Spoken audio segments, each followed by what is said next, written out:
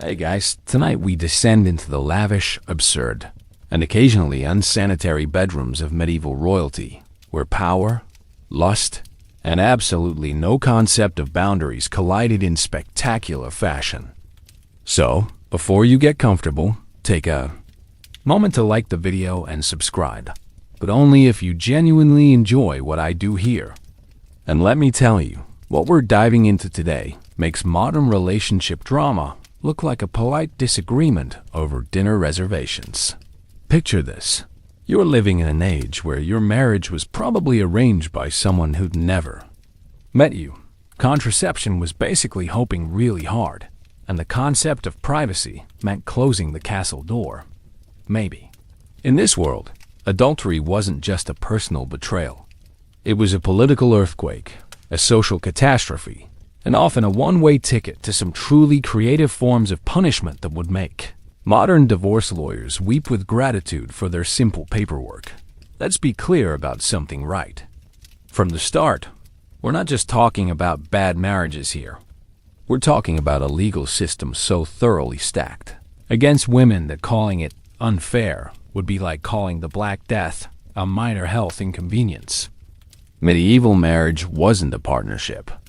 It was a business transaction where the woman was simultaneously the product being sold, the factory being acquired, and the employee being permanently indentured. Sound familiar?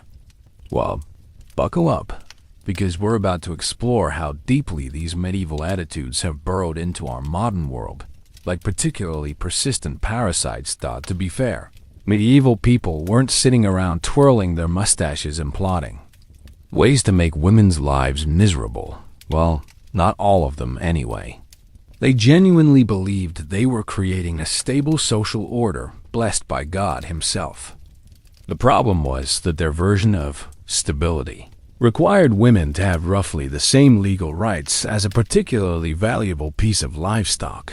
Medieval marriage operated on what we might generously call the ownership model. When a woman married, she didn't just change her name. She essentially ceased to exist as a legal person. Her husband didn't just gain a wife. He acquired her body, her property, her labor, and her reproductive capacity in what amounted to a lifetime lease with no possibility of early termination. And yet, here's where it gets really twisted. This wasn't seen as oppression. This was seen as protection. Women, according to medieval thinking, were too delicate, too emotional, too fundamentally flawed to make decisions for themselves. They needed a man to guide them, control them, and yes, use them as he saw fit. It was for their own good, you understand. If you thought the women or property thing was bad, think again. At least property has some legal protections. A man couldn't just destroy his horse or burn down his house without consequences. But his wife? Well, that was a different story entirely.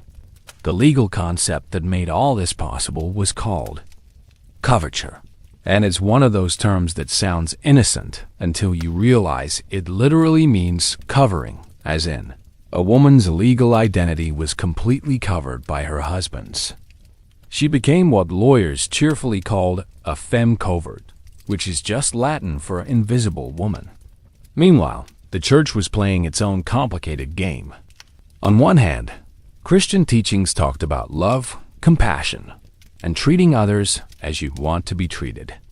On the other hand, they had this pesky little problem with Eve and that whole apple situation, which apparently meant all women were untrustworthy and needed constant supervision.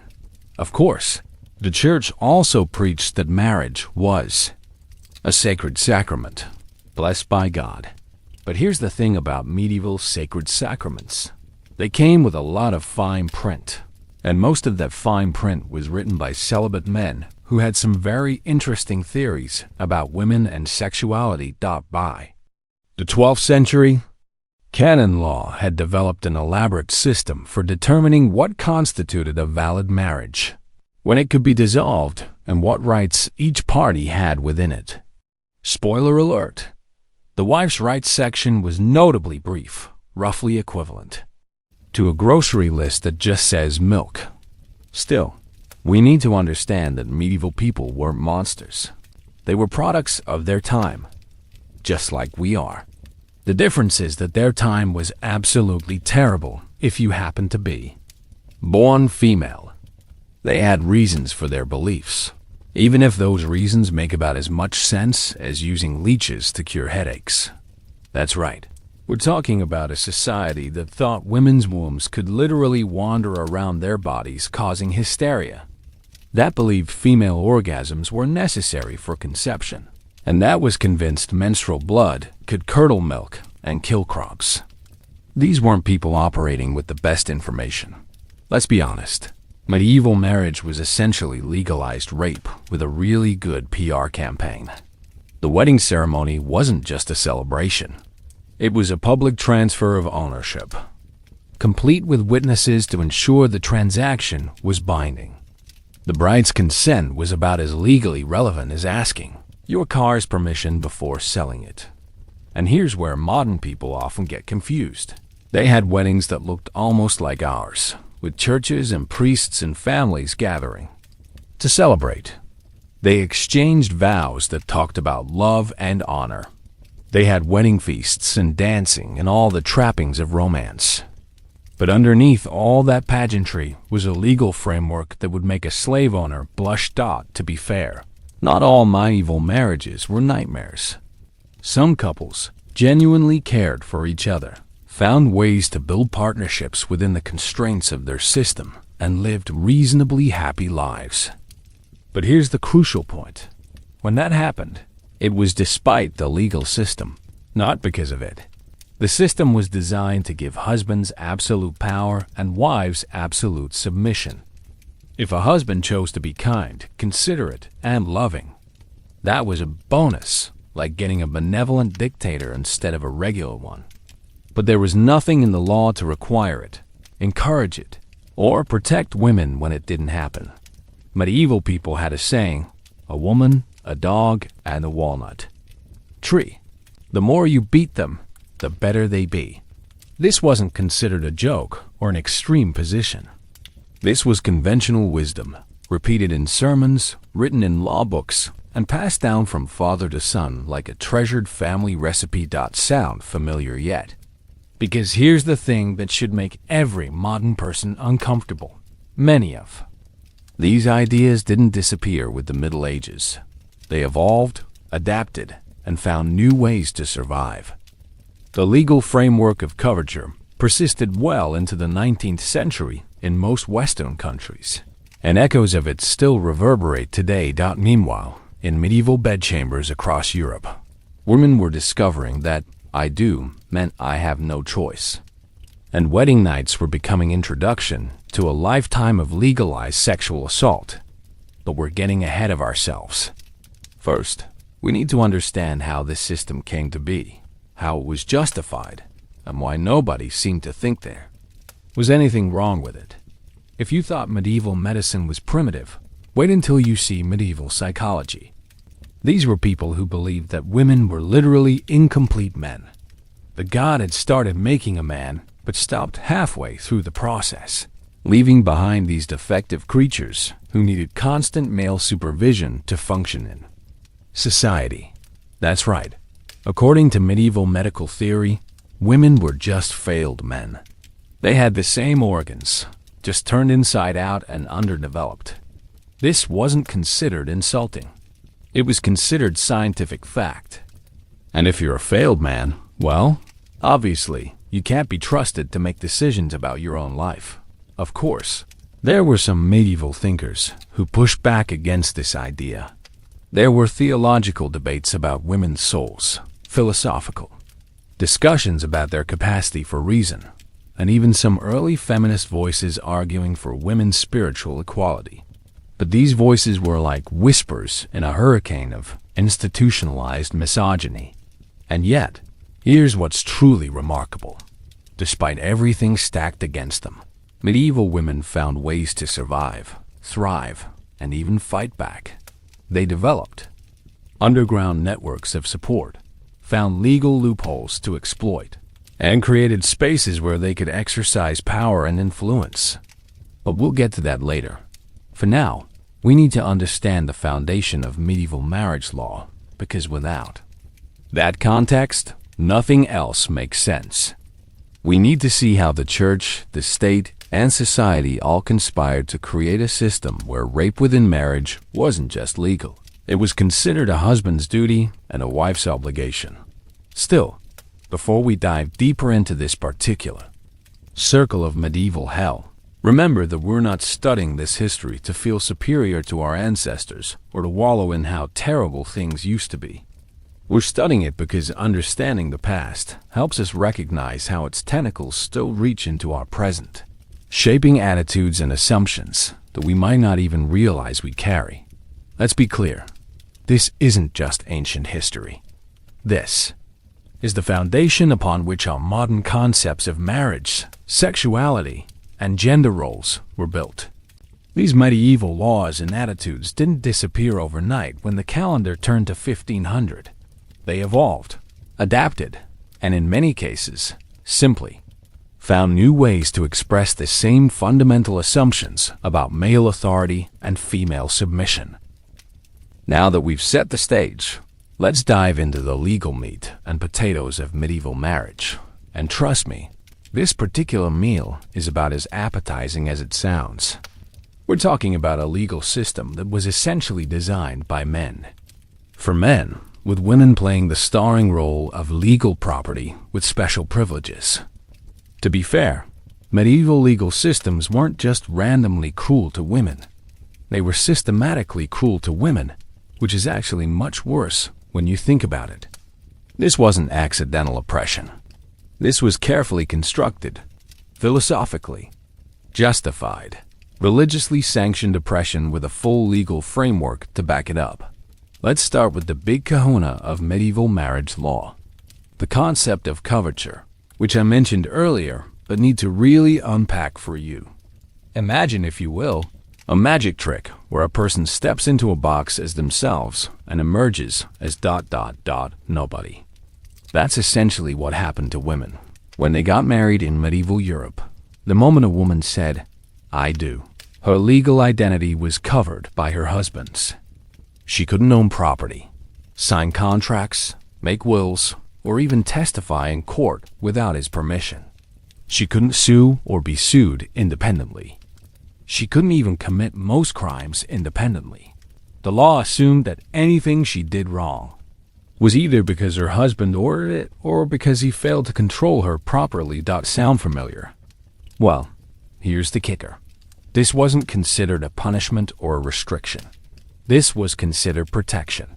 Women were seen as too weak, too irrational, and too easily influenced to handle the complexities of legal responsibility. Marriage didn't take away their rights. It gave them a legal guardian who could handle all that complicated adult stuff for them. Of course, there was one area where women retained full legal responsibility: adultery. Funny how that worked out, isn't it? Too incompetent to sign a contract, but fully competent to be executed for sleeping with the wrong person. The medieval legal system had a remarkable talent for finding women competent precisely when it was time to punish them. Meanwhile, the church was developing its own parallel legal system that was somehow even more convoluted. Canon law, which governed marriage and family matters, was like a Byzantine maze designed by people who really enjoyed making things complicated. According to the church, marriage was indissoluble, a sacred bond that couldn't be broken by human authority. But here's where it gets interesting. They also said that marriage required the free consent of both parties. Sounds progressive, right? Well, hold on to your hats, because the church's definition of free consent was about as flexible as a medieval torture rack. A woman's free consent could be given by her father, her lord, or sometimes even her future husband himself. Yes, you read that right.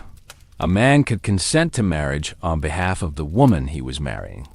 It's like being allowed to vote, but only if someone else fills out your ballot for you. By the 13th century, the church had developed an elaborate theology of marriage that managed to be both romantic and terrifying. Marriage was a sacred mystery, a reflection of Christ's relationship with the church. The husband represented Christ. The wife represented the church, and just like the church must submit absolutely to Christ, the wife must submit absolutely to her husband. Let's be honest about what this meant in practice. If questioning your husband was like questioning Christ, then resisting your husband's sexual demands wasn't just disobedience. It was heresy. The church had essentially turned marital rape into a religious duty.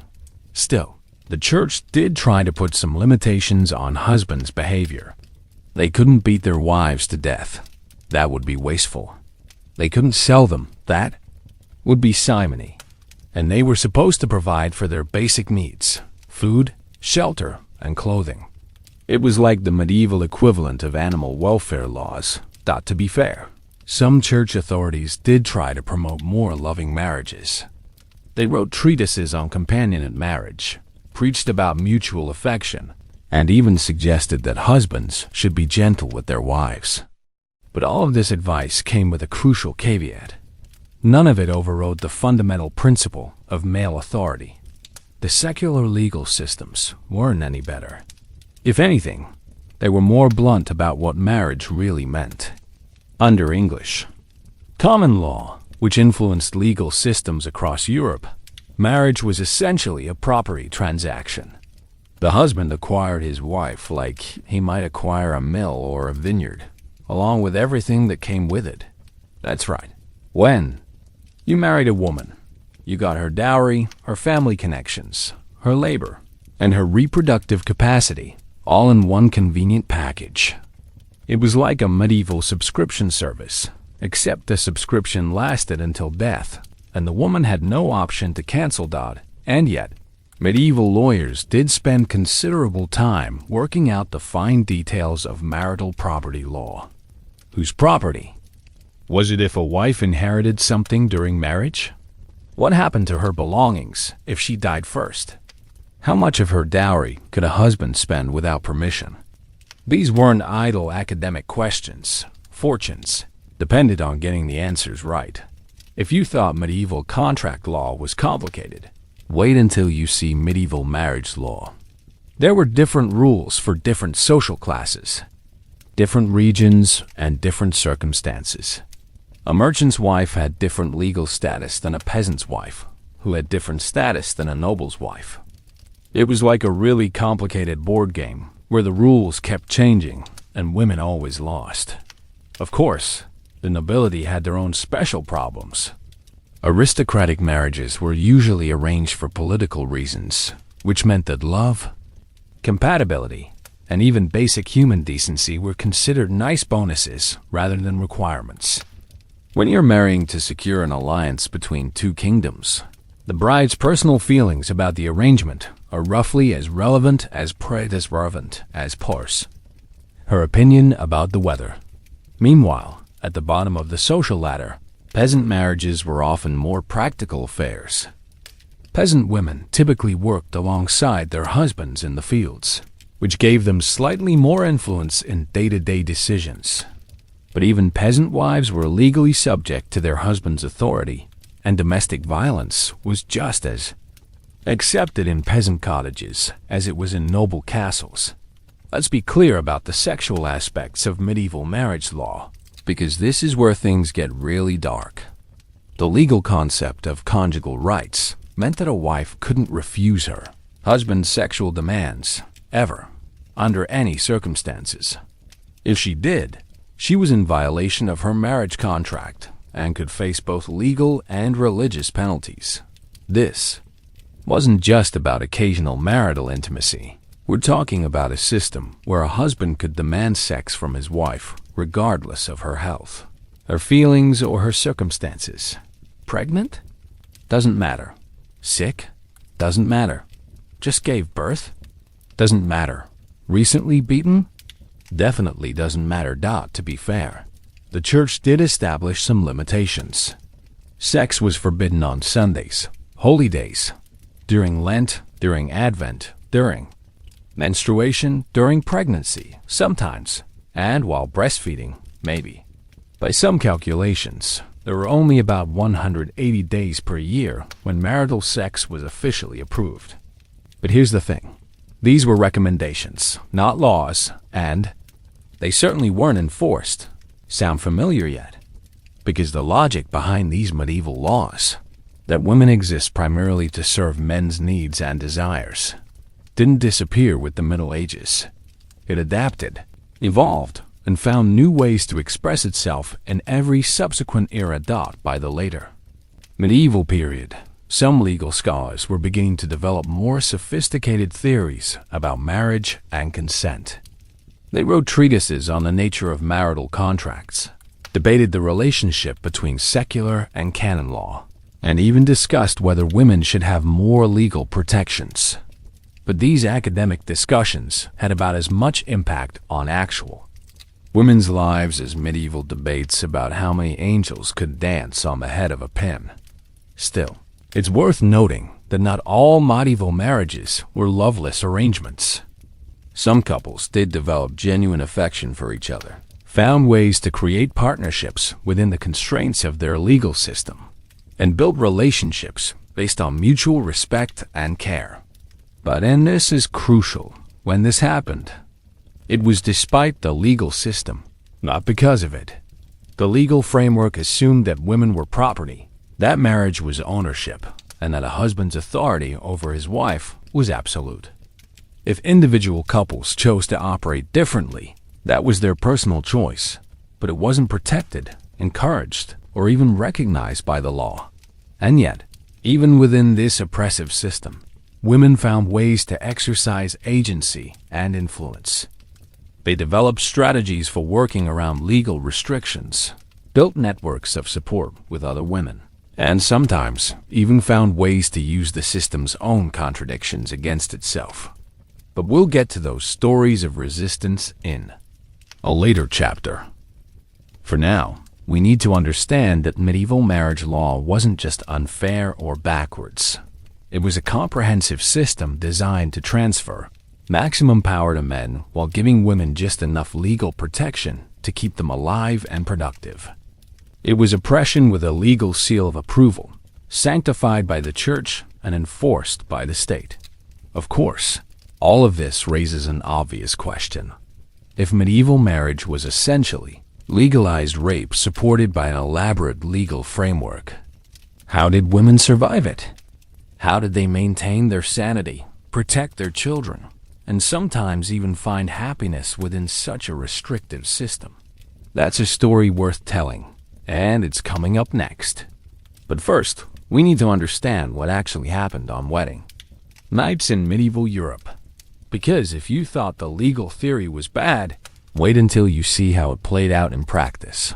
Alright, buckle up, because we're about to dive into what actually happened when medieval legal theory met medieval bedroom reality. And let me tell you, if you thought your wedding night was awkward, you clearly weren't living in an era where half the village might be listening outside your door to make sure you were doing it right. Let's be clear about something from the start. Medieval wedding nights weren't about romance, intimacy, or two people exploring their new relationship. They were about consummation, the legal and social requirement to transform a marriage contract into a binding reality through sexual intercourse. Think of it as the medieval equivalent of signing a contract, except instead of using a pen, you used your, well, you get the idea. To be fair, medieval people did understand that wedding nights could be stressful for new brides. The solution? Make them public spectacles, because nothing reduces anxiety like having an audience of drunk relatives offering commentary on your performance. The wedding ceremony was one of those medieval traditions that makes modern bachelor parties look like church socials. The bride and groom would be escorted to their chamber by a procession of wedding guests, who would then help them undress, sometimes completely, before tucking them into bed together. The guests would offer bawdy jokes, fertility blessings, and helpful advice before finally leaving the couple alone. Sound familiar? Well, here's where it gets really invasive. In many cases, the guests didn't actually leave. They might wait outside the door, listening for sounds that would confirm consummation had occurred. In some regions, they even expected to see proof the next morning, usually in the form of blood-stained sheets that demonstrated the bride's former virginity. Of course, this whole system was based on the medieval understanding of female anatomy, which was roughly as accurate as their understanding of astronomy. They believed that all virgins would bleed during first intercourse, that this bleeding was necessary proof of virtue, and that the absence of blood indicated prior sexual experience. The fact that this is medically nonsense didn't stop them from building entire legal and social systems around it. Meanwhile, the brides themselves were often completely unprepared for what was about to happen.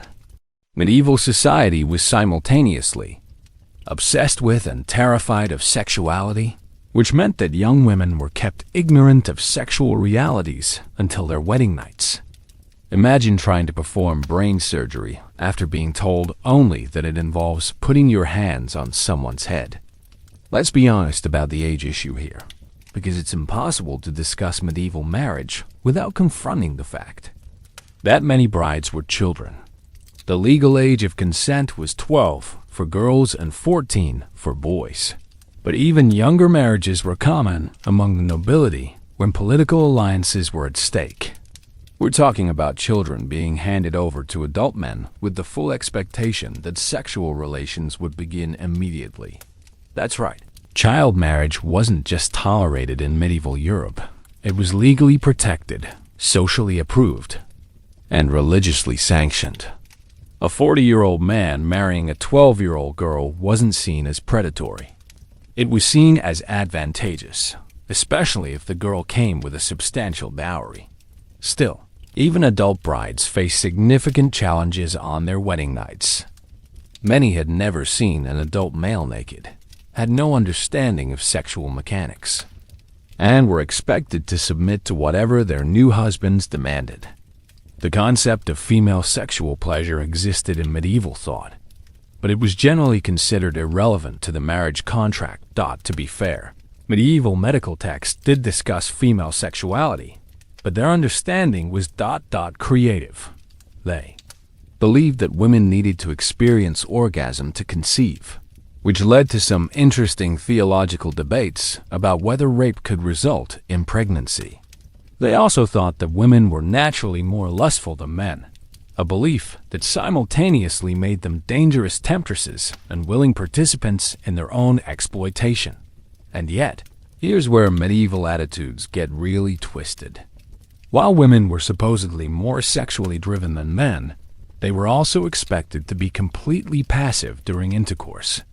The ideal wife was supposed to be simultaneously lustful enough to enjoy sex and submissive enough never to initiate it, experienced enough to be satisfying and innocent enough to be pure. If you thought these contradictions were confusing for medieval theologians, imagine how confusing they were for actual women trying to navigate their wedding nights and early married life got by the later medieval period. Some marriage manuals began offering advice to new husbands about how to approach their wedding nights. The advice typically focused on being gentle, patient, and understanding, which sounds nice until you realize that it was framed entirely in terms of getting better sexual performance from their wives, not in terms of their wives' comfort or consent. Of course, not all medieval wedding nights were traumatic experiences. Some couples were genuinely attracted to each other. Some husbands were considerate and patient, and some brides were well prepared by female relatives who broke the silence about sexual realities. But these positive experiences occurred despite the system, not because of it. Meanwhile, the church was sending mixed messages about wedding night sexuality. On one hand, sex within marriage was holy and necessary for procreation. On the other hand, sexual pleasure was potentially sinful, and couples were warned against enjoying themselves too much. It was like being told to eat dinner while also being told that enjoying your food was morally suspect. Let's be clear about what consummation meant in legal terms. It was the moment when a marriage contract became absolutely binding. Before consummation, there were sometimes legal ways to annul a marriage. After consummation, you were stuck for life, or at least until one of you died. This gave wedding nights enormous legal significance. The difference between a marriage that was consummated and one that wasn't could mean the difference between inheriting property and losing everything, between securing a political alliance and starting a war, between social respectability and lifelong shame. Sound familiar? Because the pressure to perform on wedding nights wasn't just personal. It was political, economic, and social. Everyone from the bride's family to the kingdom's nobility had an interest in making sure that marriage was properly sealed through sexual intercourse. To be fair, medieval law did recognize some circumstances where consummation might be impossible or inappropriate. If either partner was physically incapable of sexual intercourse, the marriage could theoretically be annulled. But proving incapacity required intimate examinations by medical experts and church authorities, a process that was often more humiliating than simply enduring an unsatisfying marriage. The virginity tests that sometimes preceded or followed wedding nights were particularly brutal. These examinations, usually conducted by midwives or female relatives, were based on the mistaken belief that virgin women had intact hymens that would be broken during first intercourse. Not only was this anatomically incorrect, but the examinations themselves were invasive, humiliating, and traumatic. And yet, these tests were seen as necessary protection for both families involved in a marriage contract. The bride's family needed to prove her virtue to secure the full bride price, while the groom's family needed confirmation that they were getting what they paid for. Still, some medieval women found ways to work around these systems. There were folk remedies for producing fake blood, techniques for appearing more or less experienced depending on what the situation required, and networks of women who shared information about how to survive difficult wedding nights. If you thought the public aspects of medieval wedding nights were invasive, wait until you hear about the private aspects. Many new husbands felt entitled to immediate and complete sexual access to their wives, regardless of their wives' physical or emotional readiness. The concept that a woman might need time to adjust to marriage, build trust with her spouse, or simply recover from the stress of the wedding was generally not considered relevant. Of course, medieval medical understanding of trauma was approximately as sophisticated as their understanding of hygiene, which is to say, not at all. If a bride was distressed after her wedding night, it was usually attributed to natural female fragility or insufficient religious devotion, not to the possibility that she had experienced something genuinely traumatic. Meanwhile, the morning after a medieval wedding night often brought its own challenges. The bride was expected to display appropriate evidence of consummation while also maintaining the modesty and dignity expected of a married woman. It was like being asked to prove you'd been in a fight while also demonstrating that you were a perfect lady. Let's be honest about the double standards here. While brides were expected to provide physical proof of their sexual experience, grooms faced no equivalent scrutiny. A man's sexual competence was assumed rather than tested, and his failure to consummate a marriage was more likely to be blamed on his wife's inadequacies than on his own performance. By the end of the medieval period, some voices were beginning to question whether the public aspects of wedding nights were really necessary. A few theologians argued that what happened between married couples was private matter between them and God. But these voices were overwhelmed by centuries of tradition and the practical needs of inheritance law. That's right, inheritance law was one of the main drivers of wedding night publicity. Property could only pass to legitimate heirs, and legitimacy required proof of consummation. In a world without reliable birth control, DNA testing, or modern medical records, witnessing the wedding night was sometimes the only way to establish legal paternity later on. Still, it's worth remembering that not all medieval marriages began with traumatic wedding nights. Some couples found ways to make their first sexual experiences positive, despite the pressures and expectations surrounding them. Some husbands were genuinely concerned with their wives' comfort and pleasure. Some brides were well-prepared and willing participants. But here's the crucial point. When medieval wedding nights were positive experiences, it was because individual people chose to act with kindness and consideration, despite a system that didn't require or encourage such behavior. The legal and social framework of medieval marriage assumed that wives existed for husbands' pleasure, and that wedding nights were about establishing dominance rather than building intimacy. And yet, these assumptions didn't disappear when the medieval period ended. The idea that marriage gives husbands sexual rights over their wives, that wedding nights are primarily about male satisfaction, and that female consent is less important than male desire. These ideas evolved and adapted, but they didn't die. At that, of course, understanding medieval wedding nights is just the beginning of understanding medieval marriage. What happened after the initial consummation was in many ways even more revealing about how these relationships actually functioned. So let's move beyond the wedding night and into the daily reality of medieval married life. Because if you thought the beginning was bad, wait until you see what came next. Now we get to the really fun part. And by fun, I mean absolutely horrifying, which is what daily life actually looked like for married women in medieval Europe. Because here's the thing, the wedding night was just the opening act. The real show was the decades that followed, where legal theory met domestic reality in ways that would make a modern marriage counselor flee screaming into the night. Let's be clear about what we're dealing with here. Medieval marriage wasn't just a legal contract that occasionally affected your life. It was a total system of control that governed everything from what you could eat for breakfast to whether you could visit your own mother without permission.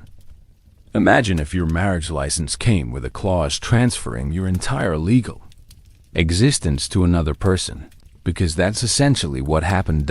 To be fair, medieval people didn't see this as oppressive. They saw it as natural, divinely ordained, and necessary for social order. Women needed guidance, protection, and control because they were inherently flawed creatures prone to poor judgment and dangerous impulses. Marriage wasn't taking away their freedom. It was preventing them from making catastrophic mistakes that would destroy themselves and everyone around them. Sound familiar? Because the logic that justified medieval marital control, that women are naturally incompetent and need male supervision for their own good, has shown remarkable persistence throughout history. It just finds new ways to express itself in each era. The daily reality of coverture meant that a medieval wife couldn't make any significant decisions about her own life without her husband's permission. She couldn't buy or sell property, enter into contracts, or engage in business activities independently. If she earned money through her own labor, it legally belonged to her husband. If she inherited property from her family, he controlled it. If someone owed her money, they paid him instead. Meanwhile, her husband had complete authority over their household, their children, and her personal behavior. He could decide where they lived, whom they associated with, what they ate, how they spent money, and even what clothes she wore. He could forbid her from visiting her family, prevent her from attending church services, or isolate her from any source of support or comfort. Of course, medieval husbands also had responsibilities along with their rights. They were supposed to provide their wives with food, shelter, and clothing appropriate to their social station. They were expected to protect them from outside threats and to manage the household's finances responsibly. It was like a feudal contract, except the wife had no legal recourse if her husband failed to meet his obligations. That's right. If a medieval husband neglected, abused, or abandoned his wife, she had essentially no legal remedies available to her.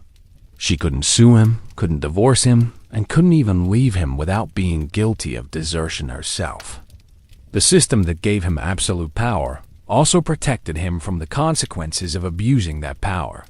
And yet, medieval marriage manuals and religious texts did encourage husbands to treat their wives with consideration and kindness. They just framed this advice in terms of property management rather than human rights.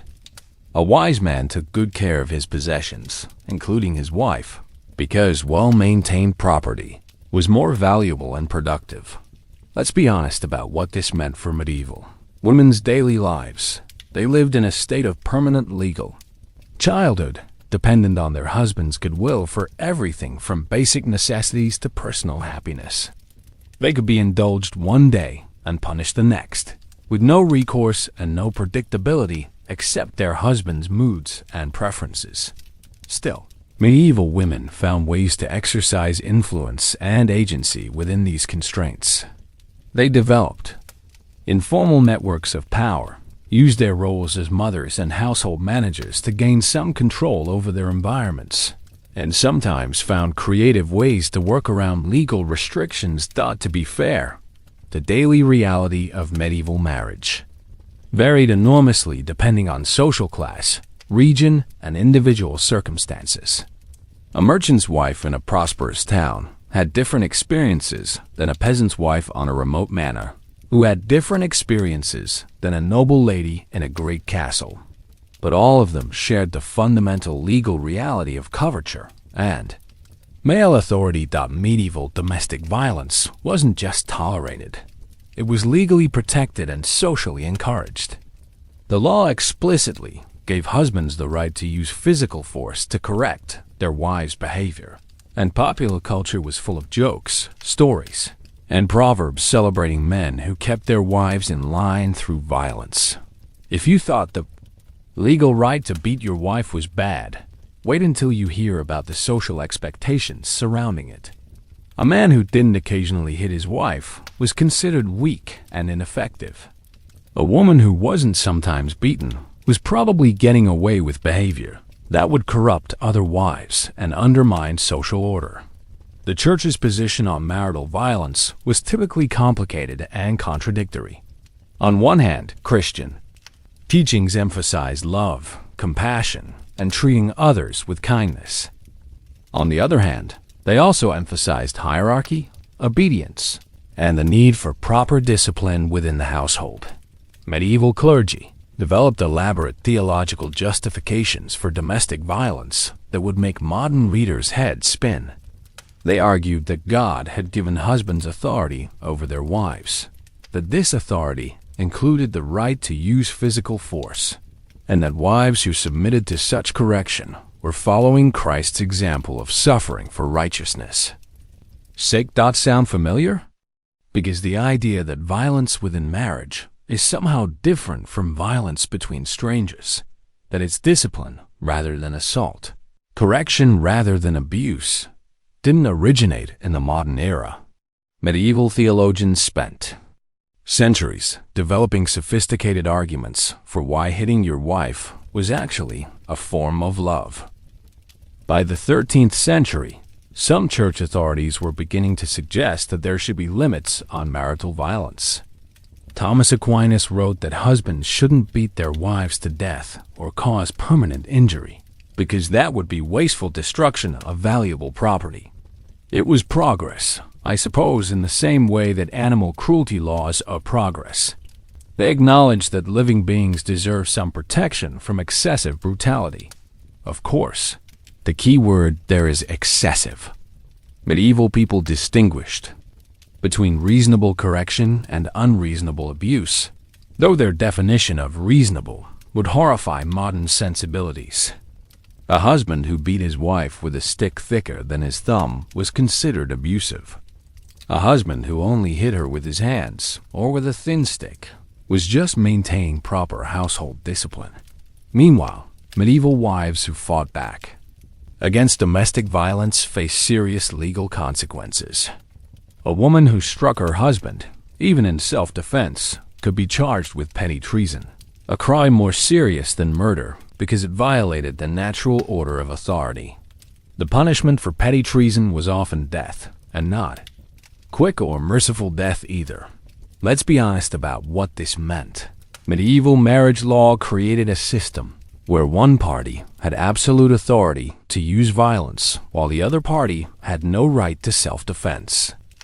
It was like a boxing match where only one fighter was allowed to throw punches, and the other fighter would be executed for blocking. Still, some medieval women found ways to resist domestic violence without directly confronting their husbands. They sought help from family members, appealed to church authorities, or sometimes even fled to sanctuary in religious houses. But these options were limited, risky, and often temporary solutions to permanent problems. To be fair, not all medieval marriages were characterized by violence and abuse. Some husbands genuinely cared for their wives and treated them with kindness and respect. Some couples developed partnerships based on mutual affection and shared interests. But when this happened, it was despite the legal system that governed their lives, not because of it. The economic aspects of medieval marriage were just as controlling as the physical ones. A wife's labor belonged to her husband, whether she was working in the fields, managing household servants, or running a business. If she was skilled in a particular craft, he could hire out her services and keep the profits. If she inherited money or property, he controlled how it was used. And yet, medieval wives often wielded considerable informal economic power, especially in merchant and artisan families. They managed household budgets, supervised servants, and sometimes ran family businesses when their husbands were away. But all of this activity occurred within the framework of legal coverture. They were managing their husband's property and exercising their husband's authority, not acting independently. If you thought the economic control was comprehensive, wait until you hear about the social control. Medieval husbands could dictate their wives' friendships, their religious practices, and their recreational activities. They could forbid them from attending certain churches, associating with particular people, or participating in community events. This social isolation was often one of the most psychologically damaging aspects of medieval marriage. Women who were cut off from their families, friends, and communities became completely dependent on their husbands for human contact and emotional support. It was like being placed under house arrest, except it lasted for life and was considered perfectly normal. Of course, medieval people didn't think about psychological damage the way we do. They didn't have concepts like emotional abuse, mental health, or psychological trauma. If a woman became depressed, anxious, or withdrawn after marriage, it was usually attributed to natural female weakness or insufficient religious devotion. Meanwhile, the sexual aspects of medieval marriage continued well beyond the wedding night. Husbands had unlimited sexual access to their wives, regardless of their wives' health, feelings, or circumstances. Medieval law explicitly stated that a wife could not refuse her husband's sexual demands without violating her marriage contract. Let's be clear about what this meant in practice. Marital rape wasn't just legal in medieval Europe. It was a husband's right and a wife's duty. The concept that a woman might have the right to control her own body, even within marriage, was literally inconceivable within the medieval legal framework. To be fair, the church did establish some guidelines about when marital sex was appropriate. They discouraged it on holy days, during pregnancy, and while women were menstruating or breastfeeding. But these were recommendations, not requirements, and they were often ignored when they conflicted with husbands' desires. Still, it's worth noting that medieval attitudes toward sexuality were more complex than simple male dominance. Medieval people believed that both men and women needed sexual satisfaction for physical and emotional health. They thought that women who were sexually frustrated became prone to hysteria, adultery, and other dangerous behaviors. But here's the crucial point. Women's sexual needs were acknowledged primarily as problems for their husbands to manage, not as rights that women could assert independently. A good husband kept his wife sexually satisfied not because she deserved pleasure, but because satisfied wives were easier to control. Sound familiar yet? Because the idea that women's sexuality exists primarily to serve male interests, that female pleasure is valuable only insofar as it benefits men, didn't disappear with the medieval period. It just found more subtle ways to express itself in subsequent eras dot by the later medieval period. Some marriage manuals were beginning to offer more sophisticated advice about sexual relationships within marriage. They discussed techniques for giving wives pleasure, warned against excessive sexual demands, and even suggested that mutual affection improved marital harmony. But all of this advice was still framed in terms of effective property management rather than respect for women's autonomy. And yet, within these constraints, some medieval couples did develop genuine intimacy and mutual satisfaction. They found ways to build emotional connections despite legal inequality, created private spaces of affection within public structures of domination, and sometimes even achieved relationships that resembled modern ideals of partnership. Of course, the reproductive aspects of medieval marriage were just as controlled as everything else. Women had no access to reliable contraception, no right to refuse pregnancy, and no control over the timing or spacing of their children. They were expected to produce heirs as quickly and frequently as possible, regardless of the impact on their health or well-being. Medieval women typically spent most of their adult lives either pregnant or breastfeeding, often while managing large households and performing physically demanding labor. The maternal mortality rate was staggering. Many women died in childbirth or from pregnancy-related complications, and those who survived often suffered long-term health problems. Meanwhile, medieval husbands had complete authority over their children from the moment of birth. They could decide on names, education, career training, and marriage arrangements without consulting their wives. In some legal systems, a father could even sell his children into slavery or abandon unwanted infants without facing any legal consequences. Let's be honest about what this meant for medieval mothers. They did most of the work of raising children, but had little say in major decisions about their children's lives.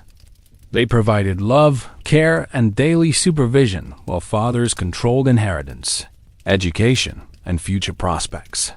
Still, motherhood was one area where medieval women could exercise some authority and influence. Their role as nurturers and educators gave them power within the domestic sphere, and their relationships with their children often provided emotional satisfaction that was missing from their marriages. To be fair, medieval childhood was brief and harsh for children of all social classes. Most children began working at early ages, faced high mortality rates, and had little time for play or education. But the gender differences were stark. Boys were prepared for independence and authority, while girls were trained for submission and service. If you thought the daily constraints of medieval marriage were oppressive, wait until you consider their cumulative psychological impact. Living under constant supervision and control, with no legal rights and no prospect of escape, took an enormous toll on women's mental and emotional health. Of course, medieval people didn't have modern concepts of depression, anxiety, or post-traumatic stress disorder. But medieval literature is full of stories about women who became melancholy, withdrawn, or even violently unstable after marriage. These stories were usually framed as cautionary tales about female weakness rather than critiques of marital oppression. And yet, despite everything stacked against them, medieval women found ways to survive, resist, and sometimes even thrive within oppressive marriages. They developed coping strategies, support networks, and forms of subtle rebellion that helped them maintain some sense of agency and dignity. Some learned to manipulate their husbands through flattery, sexual favors, or strategic helplessness. Some found allies among servants, relatives, or religious authorities. Some channeled their energy into acceptable outlets like charitable work, religious devotion, or household management. And some, though this was dangerous, found ways to circumvent their husband's authority entirely. Meanwhile, the legal system that governed their lives remained fundamentally unchanged. Coverture persisted as the foundation of marriage law. Domestic violence remained a husband's right, and women continued to be treated as valuable property rather than autonomous human beings. By the end of the medieval period, some voices were beginning to question whether these arrangements were really necessary or beneficial. A few theologians argued for more companionate marriages. Some legal scholars suggested modest reforms to property law, and a handful of women writers began articulating critiques of gender inequality. But these were minority voices in a culture that remained fundamentally committed to male authority and female submission. The daily reality of medieval marriage, with its comprehensive control, legal inequality, and systematic oppression, would persist well beyond the Middle Ages, adapting to new circumstances while maintaining its essential character. That's right. The basic structure of marital domination that we've been describing didn't disappear when the calendar turned to 1500. It evolved, found new justifications, and continued to shape women's lives for centuries to come. Understanding medieval marriage isn't just about understanding the past.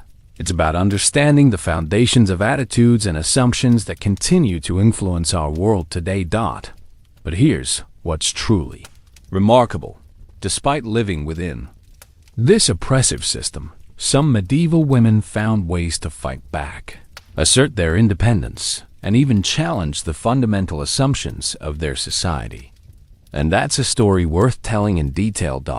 Now we come to the part of the story that medieval chroniclers often tried to ignore, minimize, or explain away. The part where women refused to play by the rules, found ways to fight back against oppressive marriages, and sometimes even succeeded in carving out spaces of independence and agency within a system designed to crush them. Let's be clear about something. Medieval women weren't passive victims who simply accepted their fate.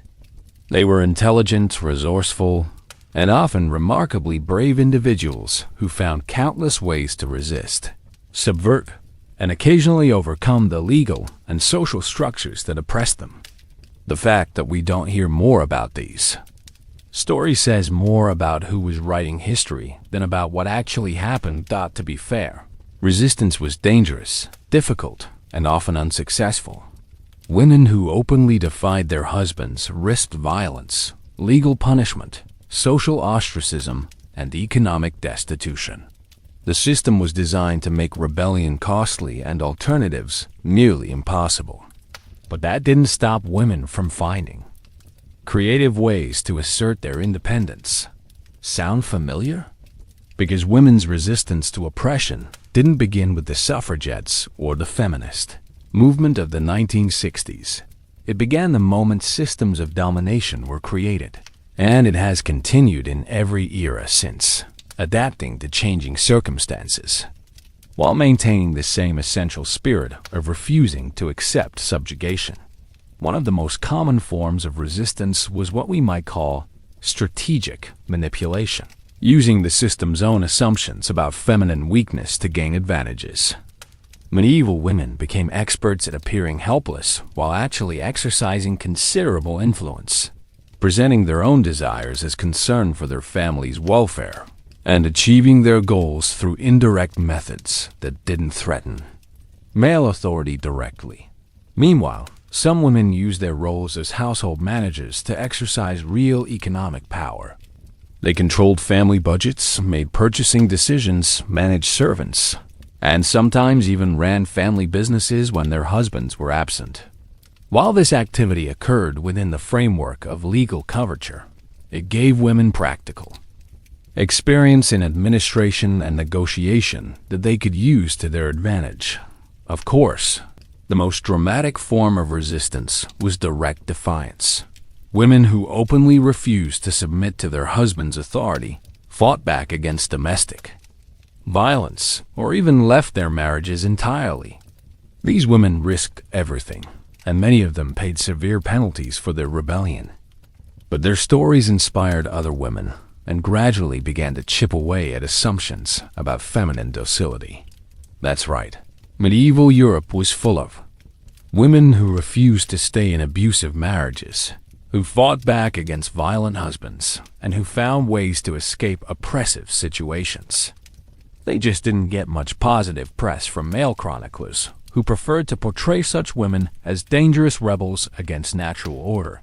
And yet, some of these rebellious women became folk heroes, celebrated in popular culture, even as they were condemned by official authorities. The stories of women who outwitted abusive husbands, escaped from forced marriages, or successfully defied male authority circulated widely and gave other women models of resistance to emulate. Let's be honest about the role of female networks. In medieval resistance, women developed elaborate support systems that helped them survive difficult marriages and sometimes escape them entirely. These networks included female relatives, trusted servants, sympathetic neighbors, and sometimes even religious communities that offered sanctuary to women fleeing domestic violence. Still, the most successful forms of resistance were often the most subtle.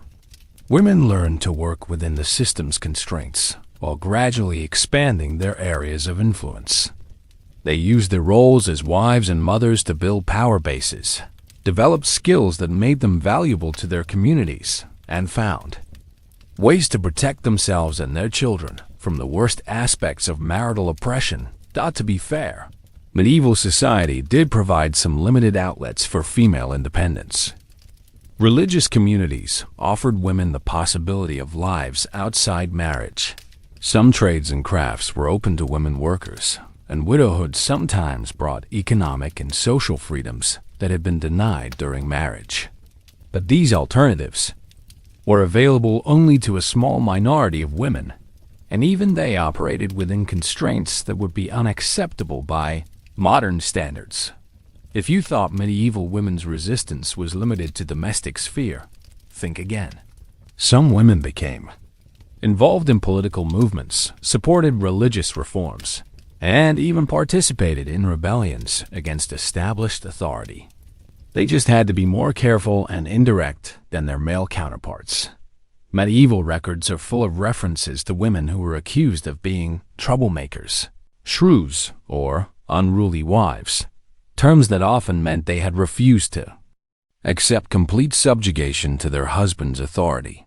While these accusations were meant as condemnations, they actually provide evidence of widespread female resistance to marital oppression. By the later medieval period, some women were beginning to articulate more systematic critiques of gender inequality. Writers like Christine de Pizan challenged assumptions about feminine inferiority, argued for women's capacity for reason and moral judgment, and even suggested that women deserved better treatment within marriage. Of course, these early feminist voices were often dismissed, ridiculed, or ignored by male authorities. But their arguments began to circulate among educated women, providing intellectual frameworks for understanding and challenging gender oppression. It was the beginning of a conversation that would continue for centuries. Meanwhile, legal records from the medieval period show that some women successfully used the courts to protect themselves from abusive husbands, recover stolen property, and even obtain separations from violent marriages. These cases were rare and difficult to win, but they established precedents that would prove important in later eras.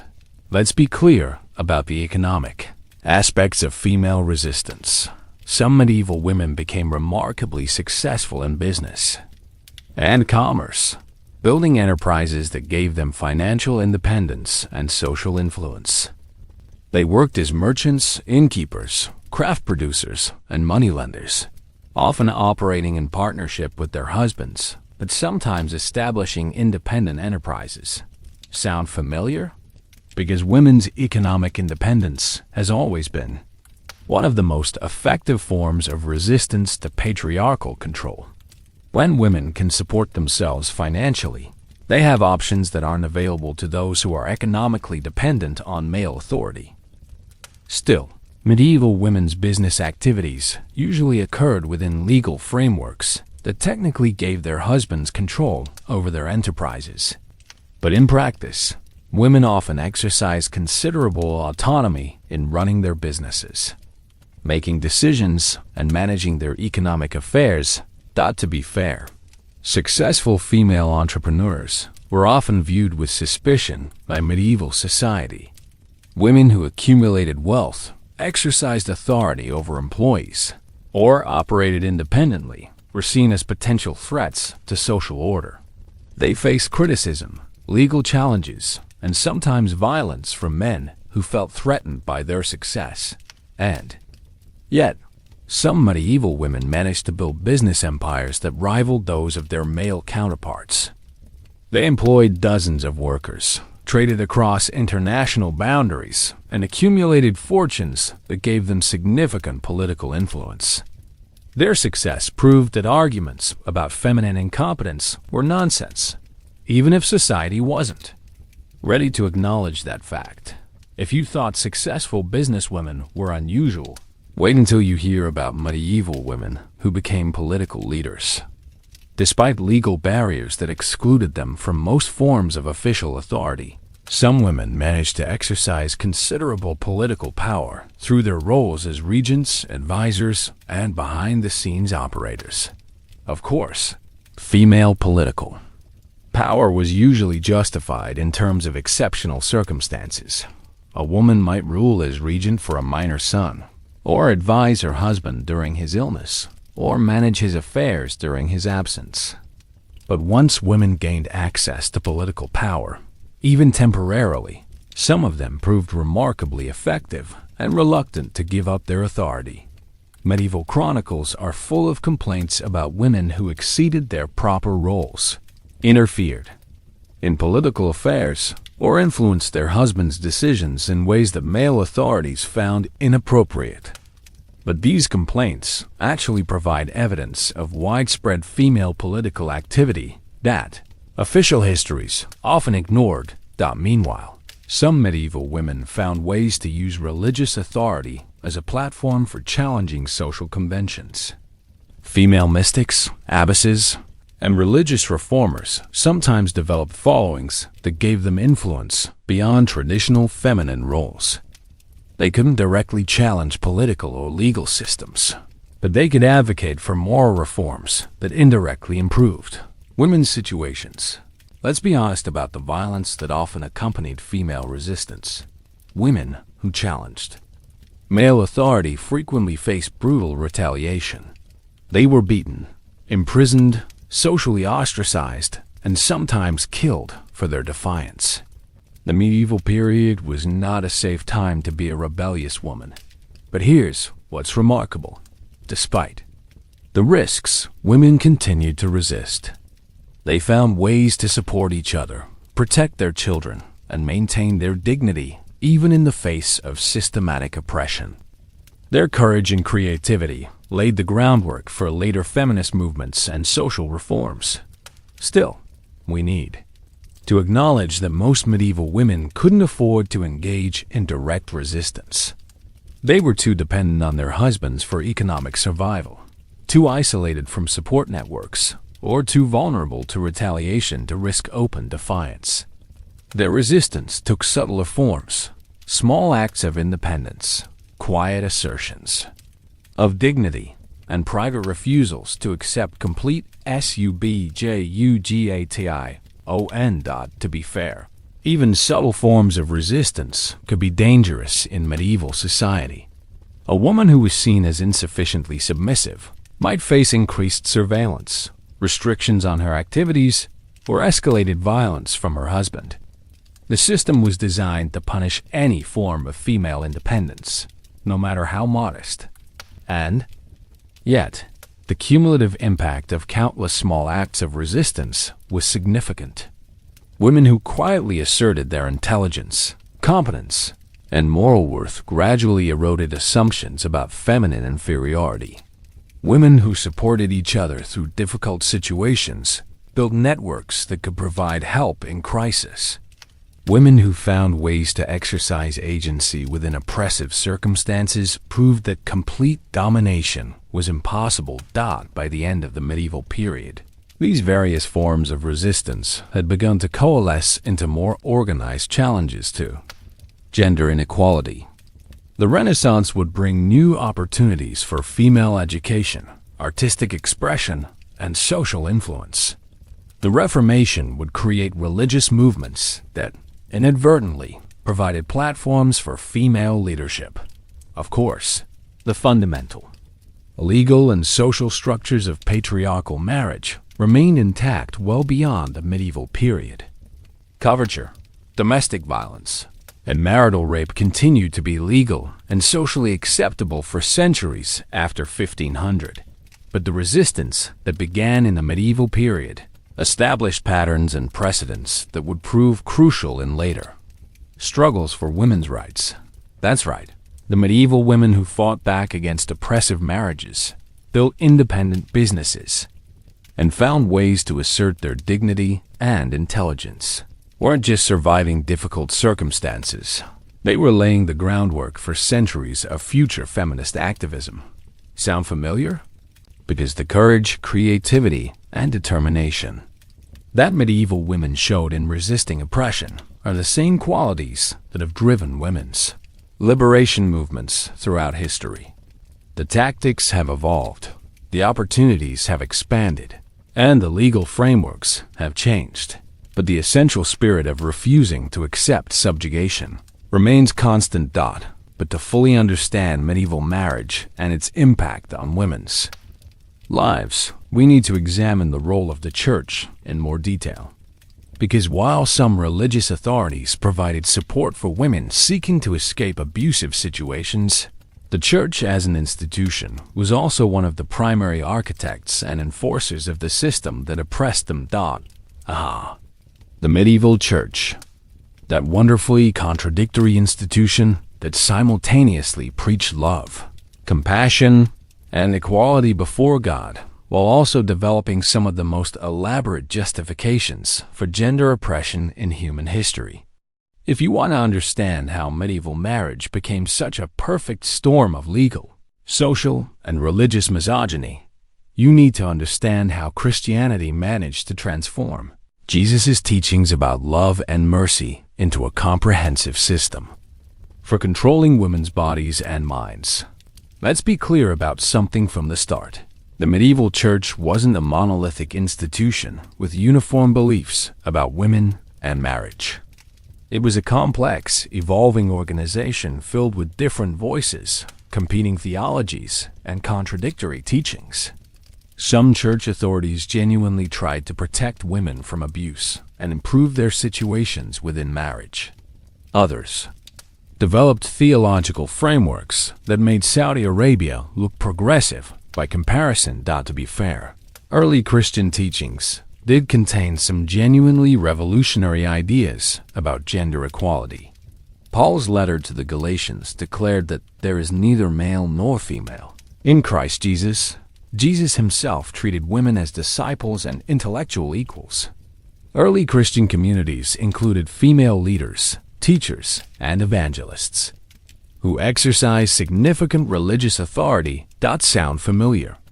Because the gap between religious ideals and institutional practices is a recurring theme throughout history.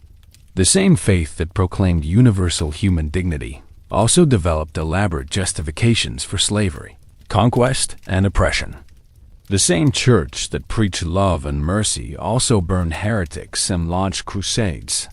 But by the medieval period, whatever egalitarian impulses existed in early Christianity had been thoroughly buried under centuries of patriarchal interpretation and institutionalization.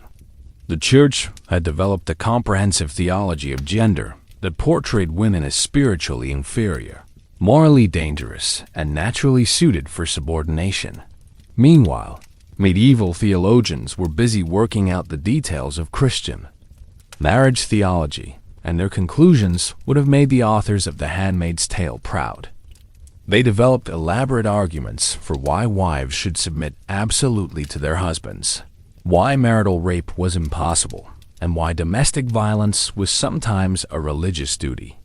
Of course, the church's teachings about marriage were complicated by their simultaneous celebration of celibacy and their practical need to regulate sexual behavior among the laity.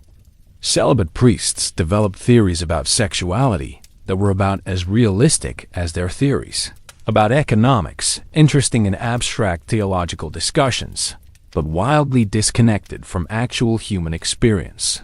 That's right, medieval marriage law was largely developed by men who had never been married, never had sex, and never lived with women as equals.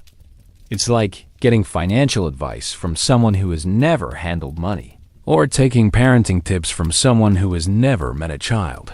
And yet, these celibate theologians felt perfectly qualified to determine what constituted proper sexual behavior within marriage, how often couples should have sex, what positions were acceptable, and when wives could legitimately refuse their husbands' demands. Their conclusions were predictably divorced from reality and heavily biased toward male authority. Let's be honest about the church's attitude toward female sexuality. Medieval Christianity developed one of the most neurotic and contradictory approaches to women's sexual nature in human history. Women were simultaneously portrayed as dangerously lustful temptresses who led men astray, and as naturally passionless creatures who needed male sexual guidance to function properly. Still, the church did try to establish some limitations on husbands' sexual behavior. They discouraged sex on holy days, during religious seasons, and at certain times in women's reproductive cycles.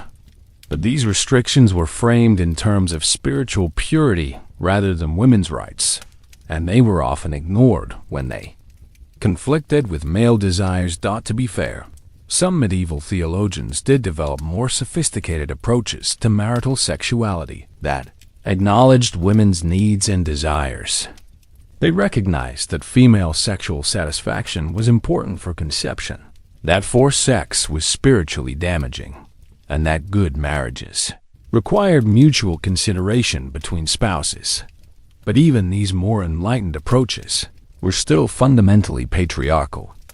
They improved women's situations within marriage without challenging the basic assumption that wives existed primarily to serve their husbands' needs. It was like advocating for better working conditions for slaves while never questioning the institution of slavery itself.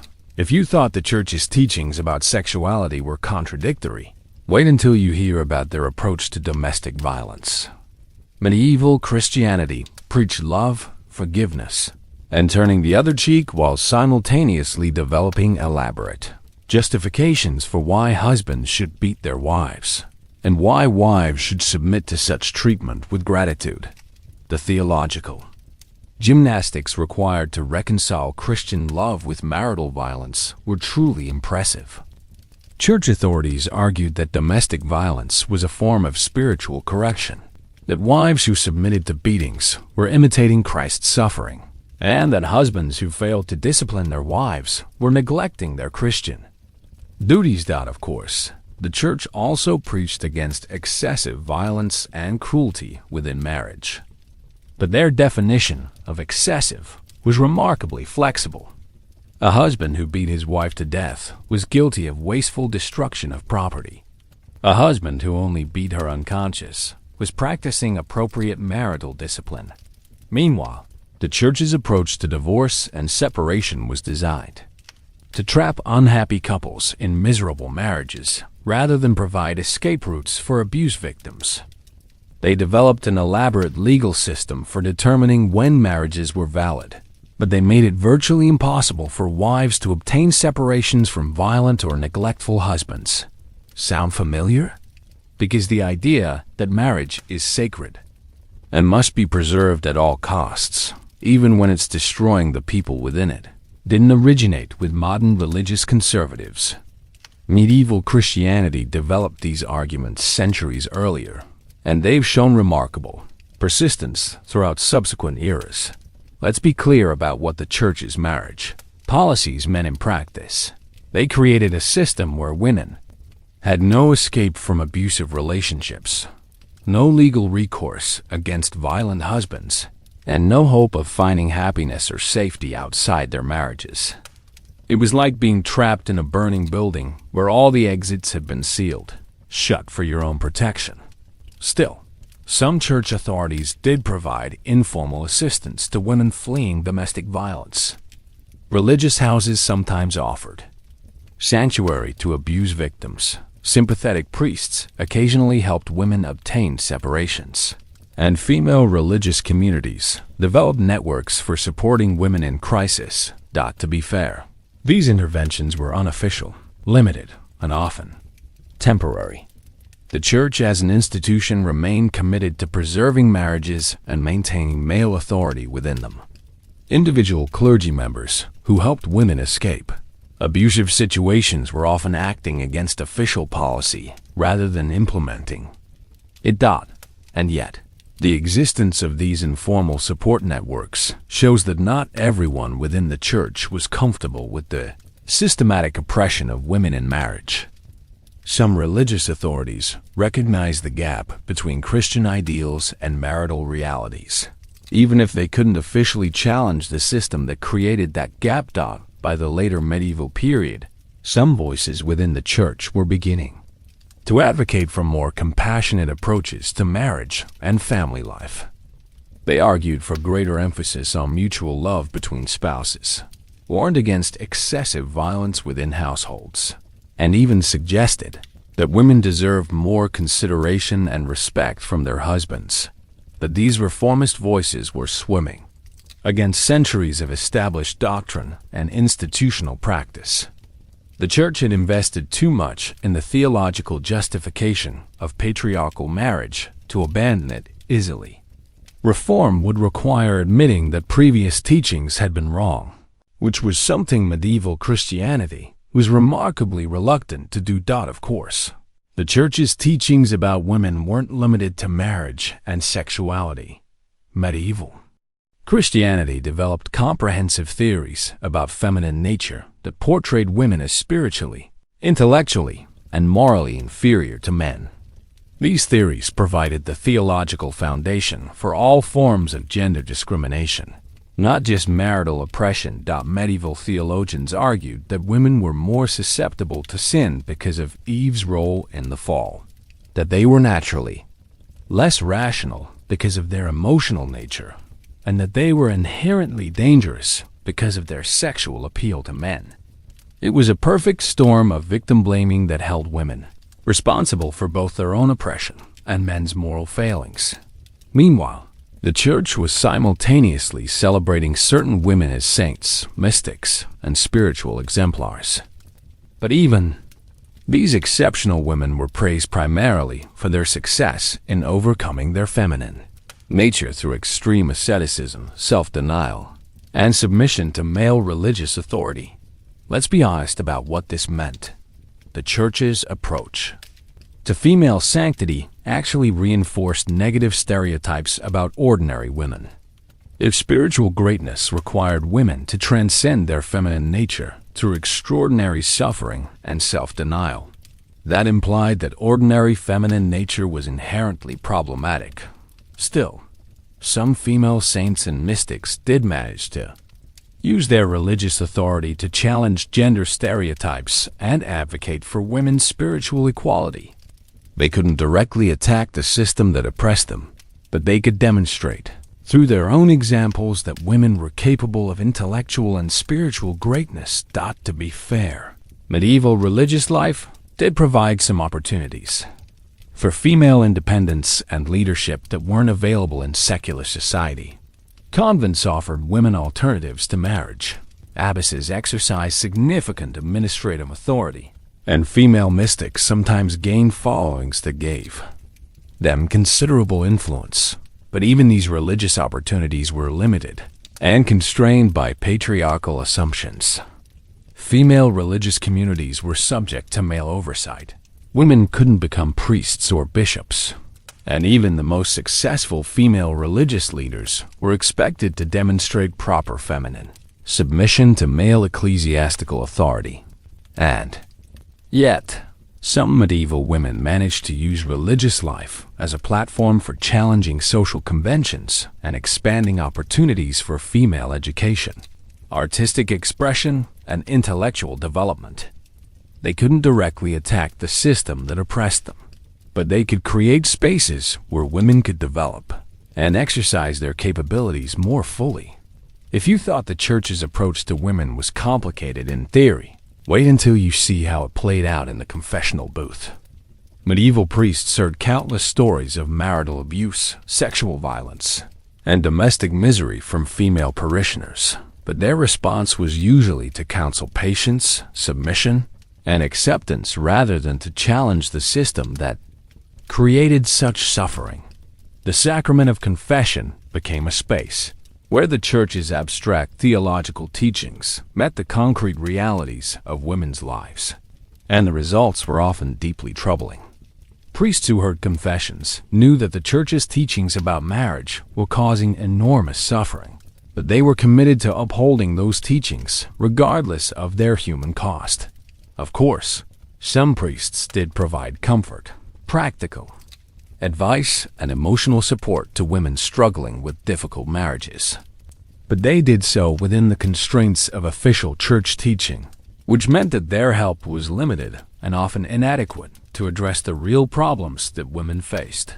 Meanwhile, the church's approach to sexual sin was heavily gendered, in ways that reinforced double standards about male and female behavior. Women who committed adultery were seen as violating their fundamental nature and duty, while men who committed adultery were seen as succumbing to natural temptations that were difficult to resist. Sound familiar? Because the idea that women's sexual behavior should be judged more harshly than men's, that female chastity is more important than male chastity, has deep roots in medieval Christian theology. These attitudes didn't disappear with the medieval period.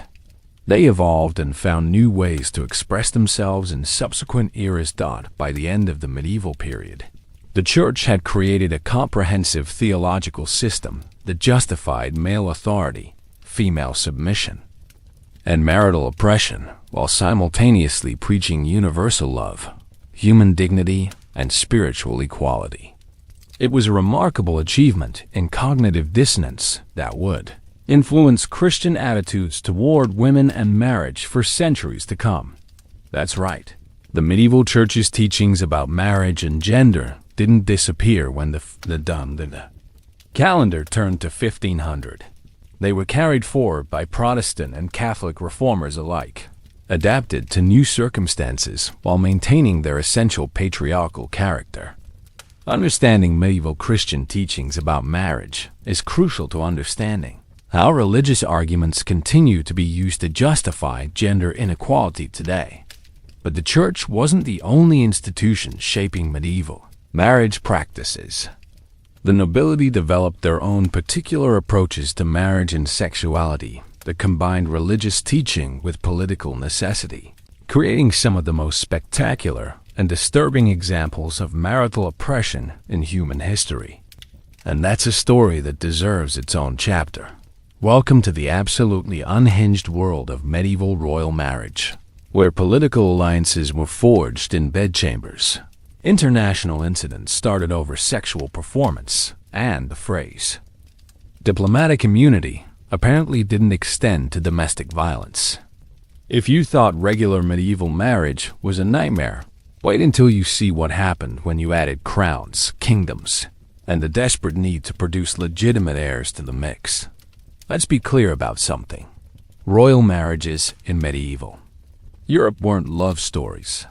They were business mergers conducted with human beings as the primary assets being exchanged. When a princess married a foreign prince, she wasn't just gaining a husband. She was becoming a walking, talking treaty between two kingdoms, complete with all the pressure and responsibility that entailed. To be fair, royal couples occasionally did fall in love with each other and build genuine partnerships despite the political circumstances of their marriages. But when this happened, it was considered a delightful bonus rather than the primary objective. The main goals were securing alliances, producing heirs, and advancing political interests. Everything else was secondary. Sound familiar? Because the idea that marriage is primarily an economic and political institution, rather than a romantic partnership, has deep historical roots. The difference is that for medieval royalty, the stakes were measured in kingdoms rather than household budgets. Medieval royal women faced all the same legal disadvantages as their commoner counterparts, but with additional complications that made their situations even more precarious. They were expected to produce male heirs on schedule, maintain diplomatic relationships with their birth families, and navigate court politics where making the wrong enemy could literally be fatal. Meanwhile, their husbands often treated them as particularly valuable breeding stock rather than human beings deserving of consideration and respect. A royal wife who failed to produce sons quickly enough might find herself set aside, divorced, or even executed, depending on the political climate and her husband's personality. Of course, royal husbands also faced pressures that commoner husbands didn't experience. They needed to maintain relationships with their wives' powerful families, consider the international implications of their domestic behavior, and balance their personal desires with political necessities. But these pressures rarely translated into better treatment for their wives. That's right. Political considerations often made royal marriages even more oppressive than regular medieval marriages. When a queen's value was measured primarily in terms of her ability to produce male heirs and maintain international alliances, her personal happiness and well-being became completely irrelevant to everyone except herself.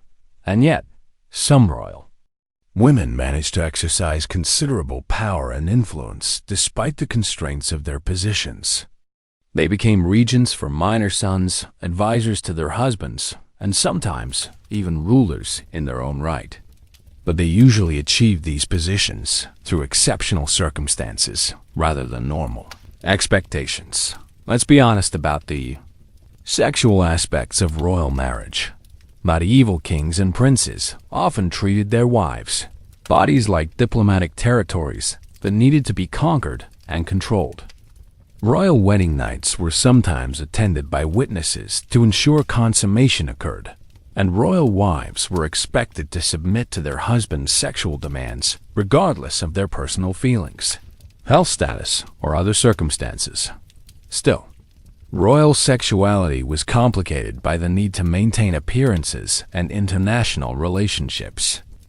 A king who treated his foreign-born queen too brutally might provoke diplomatic incidents with her birth family. A prince who publicly humiliated his wife might damage relationships with allied kingdoms. Politics sometimes provided protections that law and religion didn't offer. To be fair, some royal marriages did develop into genuine partnerships based on mutual respect and affection. Eleanor of Aquitaine and Henry II, despite their later conflicts, initially had a relationship that combined political alliance with personal attraction. But even successful royal marriages operated within frameworks that prioritize political considerations over individual happiness. If you thought regular domestic violence was bad, wait until you hear about royal domestic violence.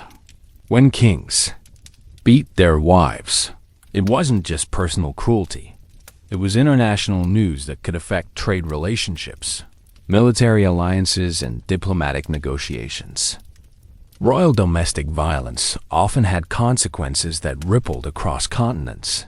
Medieval chronicles are full of references to kings who abused their wives, but these accounts are usually written from the perspective of male chroniclers who were more interested in political implications than in the queen's suffering.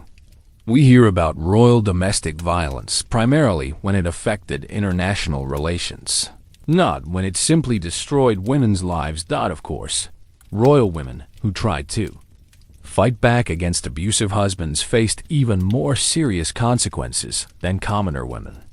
A peasant wife who struck her husband might be charged with petty treason, but a queen who resisted her king's authority might be accused of actual treason, a crime that carried the death penalty and could justify extraordinarily brutal forms of execution.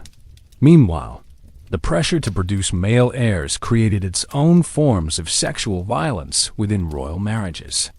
Queens were expected to conceive quickly and frequently, regardless of their age, health, or personal readiness for pregnancy. Royal physicians developed elaborate theories about conception that usually involved forcing sexual intercourse at specific times and under particular circumstances. Sound familiar? Because the idea that women's reproductive capacity belongs to their husbands and families rather than to themselves has deep historical roots in royal marriage practices.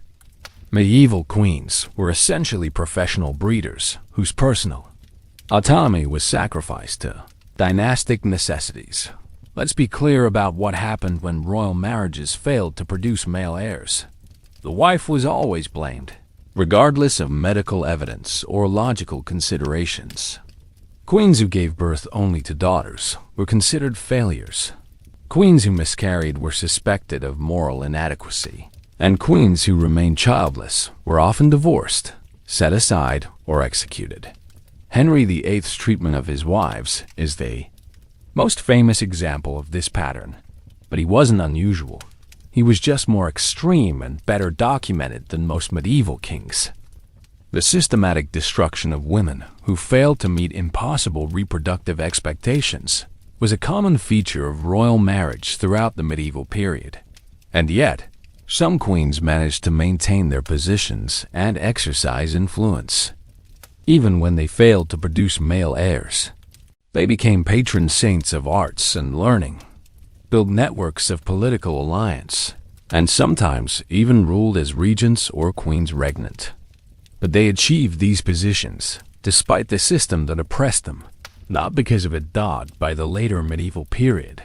Royal marriage practices had become so politically complicated that some kingdoms developed elaborate protocols for negotiating marriage contracts, determining inheritance rights, and managing the international implications of royal domestic relationships. It was like having a UN peacekeeping force dedicated entirely to preventing royal marriages from starting wars. Still, these diplomatic protocols rarely protected individual queens from abuse, neglect, or abandonment by their husbands. They were designed to manage political relationships between kingdoms, not to ensure that royal women were treated with dignity and respect within their marriages. To be fair, some medieval kings did treat their wives with consideration and kindness, building marriages that combined political alliance with genuine affection and partnership. But when this happened, it was usually despite the expectations and pressures of royal marriage rather than because of them. Of course, royal women weren't just victims of oppressive marriage practices. Some of them became active participants in the political systems that surrounded their marriages. They developed their own networks of influence, made their own political calculations, and sometimes even manipulated their husbands and families to achieve their own objectives. Medieval history is full of stories about queens who exercised significant political power behind the scenes, influencing their husbands' decisions, managing international relationships, and sometimes even ruling kingdoms while their husbands were absent or incapacitated. These women found ways to work within oppressive systems, while gradually expanding their areas of influence and authority. Meanwhile, the international nature of royal marriages meant that queens often maintained relationships with their birth families throughout their married lives. These connections could provide emotional support, political protection, and sometimes even escape routes when their marriages became intolerable. Let's be honest about the economic aspects of royal marriage. Medieval queens often controlled enormous wealth through their dowries, inheritance rights, and household management responsibilities. They managed vast estates, supervised hundreds of servants, and made financial decisions that affected entire kingdoms. But all of this economic activity occurred within legal frameworks that technically gave their husbands ultimate authority. Still, the practical realities of managing royal households and international relationships meant that queens often exercised considerable economic autonomy. They made purchasing decisions, negotiated contracts, and managed financial resources in ways that gave them real power despite their legal subordination. And yet, this economic influence could disappear overnight if their husbands decided to restrict their activities, divorce them, or simply ignore their advice. Royal women's power was always contingent on male approval and could be withdrawn without warning or explanation. If you thought the social pressures on royal women were intense, wait until you consider the religious expectations they faced. Medieval queens were expected to be models of Christian virtue while also fulfilling political and sexual roles that often conflicted with religious teachings about feminine modesty and spiritual purity.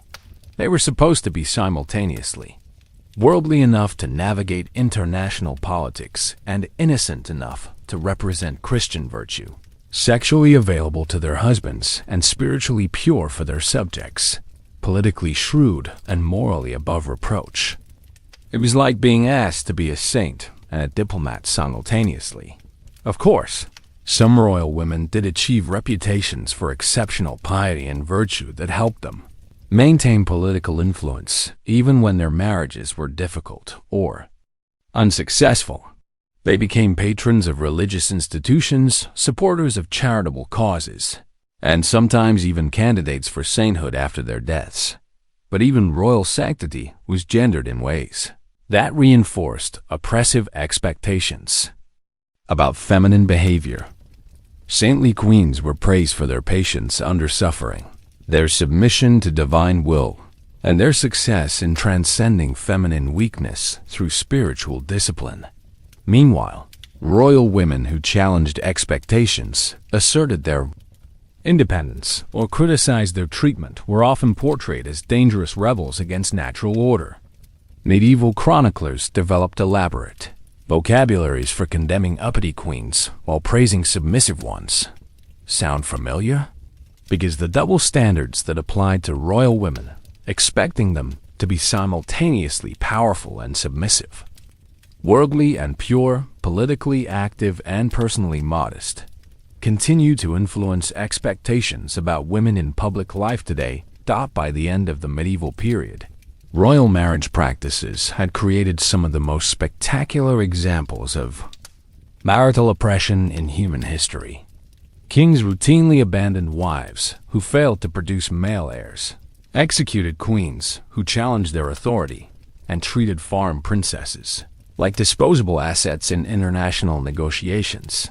But these same practices also created opportunities for exceptional women to exercise unprecedented power and influence. Some medieval queens became regents, diplomats, military leaders, and cultural patrons who left lasting marks on European history. They achieved greatness despite systematic oppression, not because they were protected from it. That's right, the medieval royal women who managed to exercise power and influence did so by finding creative ways to work within oppressive systems, while gradually expanding the boundaries of what was considered acceptable feminine behavior. Their successes laid groundwork for later developments in women's political participation and social influence. Still, we need to remember that for every medieval queen who achieved power and recognition, there were countless others who were crushed by the expectations and pressures of royal marriage. The system that occasionally produced remarkable female leaders also systematically destroyed most of the women who entered it, and the influence of medieval royal marriage practices extended far beyond the nobility itself. Royal examples shaped expectations about marriage, gender roles, and family relationships throughout medieval society. When kings treated their wives as disposable property, it reinforced similar attitudes among their subjects. Of course, royal. Marriage scandals also provided entertainment and gossip that helped ordinary people process their own marital difficulties and gender conflicts. Stories about abusive kings and suffering queens circulated widely, offering both cautionary tales and vicarious satisfaction to audiences who had their own experiences with oppressive marriages. But these stories rarely challenged the fundamental assumptions that made such oppression possible. Instead, they usually reinforced ideas about the natural differences between men and women, the importance of feminine virtue and submission, and the tragic inevitability of marital conflict. Meanwhile, the legal and social structures that governed royal marriages were gradually influencing marriage practices throughout medieval society. The precedent set by royal divorces, the interpretations of canon law developed for royal cases, and the diplomatic protocols created for international marriages all had lasting impacts on marriage law and custom. By the time the medieval period ended, royal marriage practices had helped establish many of the assumptions and expectations that would continue to shape marriage and gender relationships for centuries to come. The idea that marriage is primarily a political and economic institution, that women exist to serve male interests, and that female suffering is an acceptable price for social stability. All of these concepts were reinforced and legitimized by medieval royal marriage practices. If you thought royal scandals were dramatic, wait until you see how these medieval attitudes and assumptions evolved in subsequent eras. Because the legal frameworks, social expectations, and cultural beliefs that we've been exploring didn't disappear when the calendar turned to 1500. They adapted, evolved, and found new ways to influence marriage and gender relationships in every subsequent era. So here we are, at the end of our journey through the absolutely bonkers world of medieval marriage. And you might be thinking, well, thank goodness we've moved past all that medieval nonsense and created a modern world, where women are treated as equals. And if that's what you're thinking, I have some uncomfortable news for you about how these medieval ideas evolved, adapted, and burrowed their way into our supposedly enlightened modern world like particularly persistent legal parasites. Let's be clear about something. The legal doctrine of coverture that we discussed didn't disappear when the medieval period ended. It became the foundation of marriage law in England, was exported to colonial America, and remained a legal basis of marriage in most Western countries well into the 19th century. American women couldn't vote, own property independently, or enter into contracts without their husband's permission until the late 1800s. And some of these restrictions persisted well into the 20th century. To be fair, the transition from medieval to modern marriage law wasn't entirely linear or uniform. Different countries reformed their marriage laws at different rates. Some regions maintained medieval practices longer than others. And there were always exceptions and complications that make simple generalizations difficult.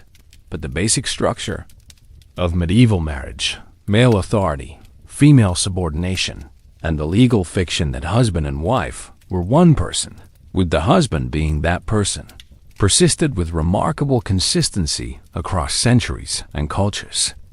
The language changed, the justifications evolved, but the fundamental power relationships remained largely intact. Sound familiar? Because one of the most disturbing aspects of studying medieval marriage is recognizing how many of these patterns and assumptions continue to influence contemporary relationships, legal systems, and cultural attitudes. Meanwhile, the idea that husbands had sexual rights over their wives persisted even longer than most other aspects of coverture. Marital rape wasn't recognized as a crime in England until 1991. In the United States, it wasn't illegal in all 50 states until, 1993. That's right. The medieval legal principle that wives couldn't refuse their husband's sexual demands was enforced by American courts until some of you reading this were adults. Of course, the persistence of these laws doesn't necessarily mean they were being actively enforced in the late 20th century. By that time, most legal authorities recognized that marital rape was morally problematic, even if they weren't ready to criminalize it. But the fact that it took until the 1990s to fully reject the medieval legal principle tells us something important about how deeply these ideas had penetrated into modern legal systems. And yet, even today, attitudes towards sexual consent within marriage remain complicated and inconsistent. Studies consistently show that many people still believe spouses have special sexual obligations to each other that don't apply to other relationships. That refusing sex within marriage is somehow different from refusing sex outside marriage. And that sexual coercion is less serious when it occurs between married couples. Let's be honest about domestic violence and its historical connections to medieval marriage law. The legal right of husbands to correct their wives through physical force wasn't formally abolished in most Western countries until the 19th or early 20th centuries. Police departments routinely refused to intervene in cases of domestic violence well into the 1970s, arguing that what happened between husbands and wives was a private matter rather than a criminal issue. Still, the women's liberation movement of the 1960s and 1970s did succeed in challenging many of the legal and social structures that perpetuated marital oppression. They established domestic violence shelters, reformed rape laws, created legal protections for abused spouses, and gradually changed cultural attitudes about gender relationships within marriage. To be fair, these reforms represented genuine progress that improved millions of women's lives and created opportunities that previous generations couldn't have imagined. The legal equality that women enjoy today in most Western countries would have been inconceivable to medieval people. And we shouldn't minimize the significance of these achievements. But we also need to recognize that changing laws is easier than changing attitudes, and that many of the underlying assumptions that justified medieval marital oppression continue to influence contemporary relationships in subtle but significant ways. If you thought legal reform solved all the problems, think again. Modern marriage may have eliminated the most obvious forms of legal inequality, but it hasn't eliminated the cultural beliefs and social expectations that originally supported those laws. Many people still believe that marriage fundamentally changes the power dynamics between men and women, that wives have special obligations to prioritize their husband's needs over their own, and that challenging male authority within marriage is somehow unnatural or destructive. These beliefs may not have legal force anymore, but they continue to shape how people think about marriage, gender roles, and family relationships. They influence everything from household division of labor to career decisions to sexual expectations within marriage. Of course, contemporary marriage also includes many positive developments that would have been impossible within medieval frameworks. Modern couples can build relationships based on mutual attraction, shared interests, and compatible goals rather than just economic necessity and social convention. They have access to contraception, divorce, and legal protections that give them choices their ancestors couldn't have imagined. Meanwhile, the rise of same-sex marriage has fundamentally challenged traditional assumptions about gender roles within marriage by creating relationships where medieval ideas about masculine authority and feminine submission simply don't apply. When both spouses are the same gender, couples have to negotiate power dynamics, household responsibilities, and sexual relationships without relying on traditional gender stereotypes. Sound familiar? Because same-sex marriage has forced society to confront the fact that many of our assumptions about marriage and gender relationships were based on arbitrary, cultural conventions rather than natural or necessary differences between men and women. Let's be clear about the global context of these issues.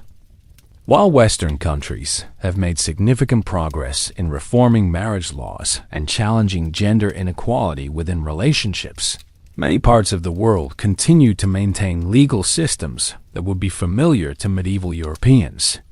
Women in some countries still can't marry without male permission, own property independently, or leave abusive marriages without facing severe legal and social consequences. Still, even in countries with formally egalitarian marriage laws, the practical realities of gender relationships often reflect patterns that have deep historical roots in medieval marriage practices. Women continue to do disproportionate amounts of household labor, sacrifice career opportunities for family responsibilities, and face social pressure to prioritize their husbands' and children's needs over their own. To be fair, these patterns aren't necessarily the result of conscious oppression or deliberate discrimination. They often reflect internalized cultural beliefs, economic pressures, and social expectations that operate below the level of conscious awareness. But understanding their historical origins can help us recognize how seemingly natural or inevitable arrangements are actually the products of specific cultural and legal developments. And yet, studying medieval marriage also reveals how much genuine progress has been made in challenging gender inequality and expanding women's opportunities.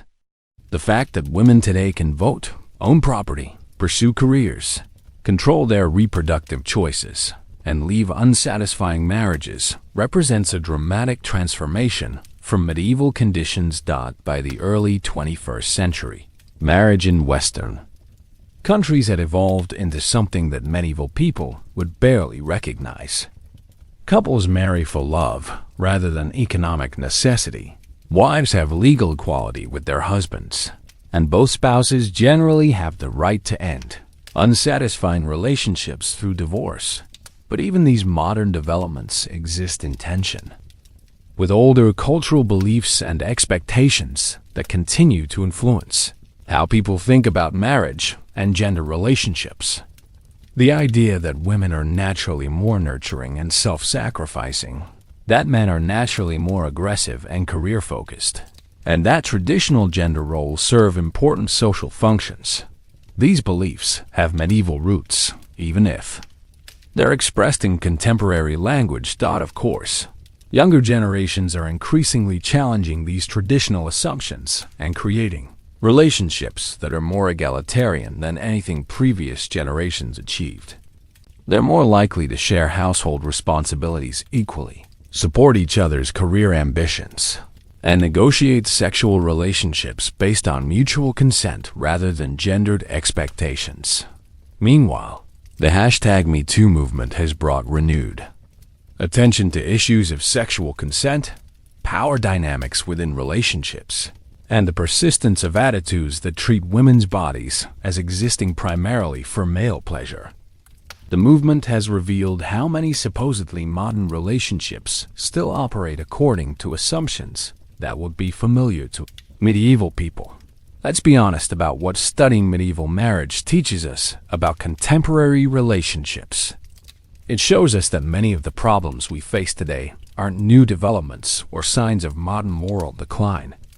They're the latest manifestations of attitudes and assumptions that have deep historical roots and remarkable persistence.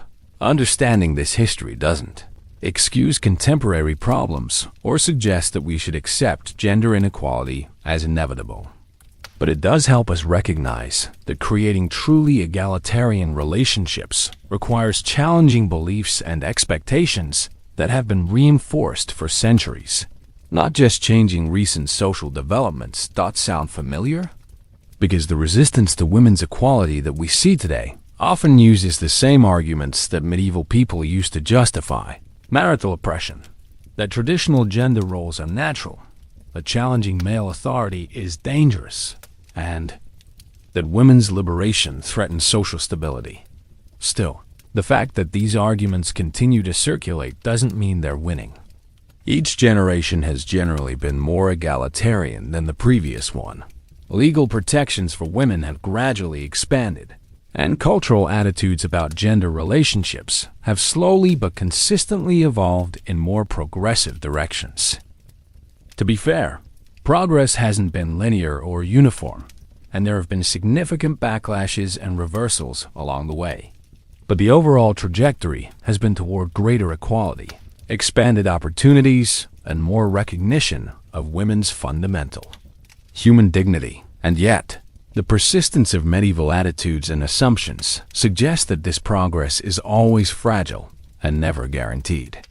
Each generation has to actively choose to continue challenging oppressive traditions rather than simply accepting them as natural or inevitable. By studying medieval marriage, we learn that the relationships between men and women aren't fixed by biology or ordained by God. They're created by human societies and can be changed by human action. The oppressive system that governed medieval marriage was constructed by people making specific choices about law, religion, and social organization. And it was gradually dismantled by people making different choices about those same issues. Of course, understanding historical patterns doesn't automatically tell us what choices we should make about contemporary relationships. But it does help. U.S. recognize that our current arrangements aren't inevitable or natural. They're the products of ongoing negotiations about power, equality, and human dignity that each society must conduct for itself. That's right. The story of medieval marriage isn't just ancient history. It's part of an ongoing conversation about how human societies organize relationships between men and women. What rights and responsibilities individuals should have within intimate partnerships, and what kinds of families and communities we want to create for future generations. The medieval people who developed the legal frameworks and cultural assumptions that governed marriage for centuries weren't trying to create systems of oppression. They were trying to create stable, prosperous societies based on what they believed were divinely ordained principles of social organization. The fact that their solutions caused enormous suffering doesn't mean they were evil people, but it does mean we need to carefully examine our own assumptions about relationships, gender, and power. Meanwhile, the women who resisted medieval marital oppression found ways to exercise agency within oppressive systems and gradually challenged the assumptions that justified their subjugation weren't superhuman heroes. They were ordinary people who refused to accept that their suffering was inevitable or divinely ordained. Their examples remind us that progress requires both individual courage and collective action. Let's be clear about what this means for contemporary relationships. We have unprecedented opportunities to create marriages and families based on equality, mutual respect, and shared decision-making. But realizing these opportunities requires actively rejecting attitudes and assumptions that continue to influence our culture, even when they're no longer enforced by law. Still, the story of how medieval marriage evolved into modern relationships also demonstrates that profound social change is possible, that oppressive systems can be challenged and transformed, and that each generation has the opportunity to create more just and humane arrangements than the ones they inherited. Sound familiar? Because that's ultimately what the study of history offers us. Not just knowledge about the past, but perspective on the present and hope for the future. Understanding where we've come from helps us see where we might go, and recognizing how much has changed gives us confidence that further change is possible. And with that perspective, we can begin to imagine what truly egalitarian relationships might look like. Work toward creating families and communities that support human flourishing for everyone, and perhaps even build a world where future historians will look back on our era's gender relationships with the same combination of horror and hope that we bring to studying medieval marriage. After all, if medieval people could gradually learn to question assumptions that had governed human relationships for centuries, surely we can continue that work of questioning, challenging, and improving the systems that govern our own lives. The conversation that began in medieval European bedchambers continues today in our own homes, communities, and legal systems, and each of us gets to help determine how that conversation evolves.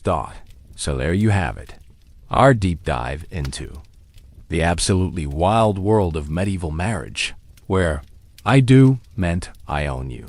Wedding nights were public spectacles, and domestic violence was considered a husband's sacred duty. We've traveled from the legal frameworks that made wives property to the resistance movements that challenged oppressive systems. And we've seen how medieval assumptions about marriage and gender continue to influence our supposedly modern world. Let's be clear about what this history teaches us. The oppression of women within marriage wasn't an accident, aberration, or temporary historical phase.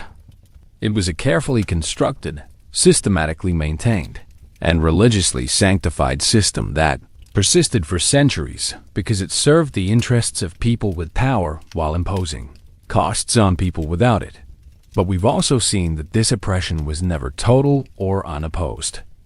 Throughout the medieval period, women found ways to resist, survive, and sometimes even thrive within systems designed to crush them. Their courage, creativity, and determination laid the groundwork for later feminist movements and social reforms that continue to shape our world today. To be fair, studying medieval marriage can be deeply depressing.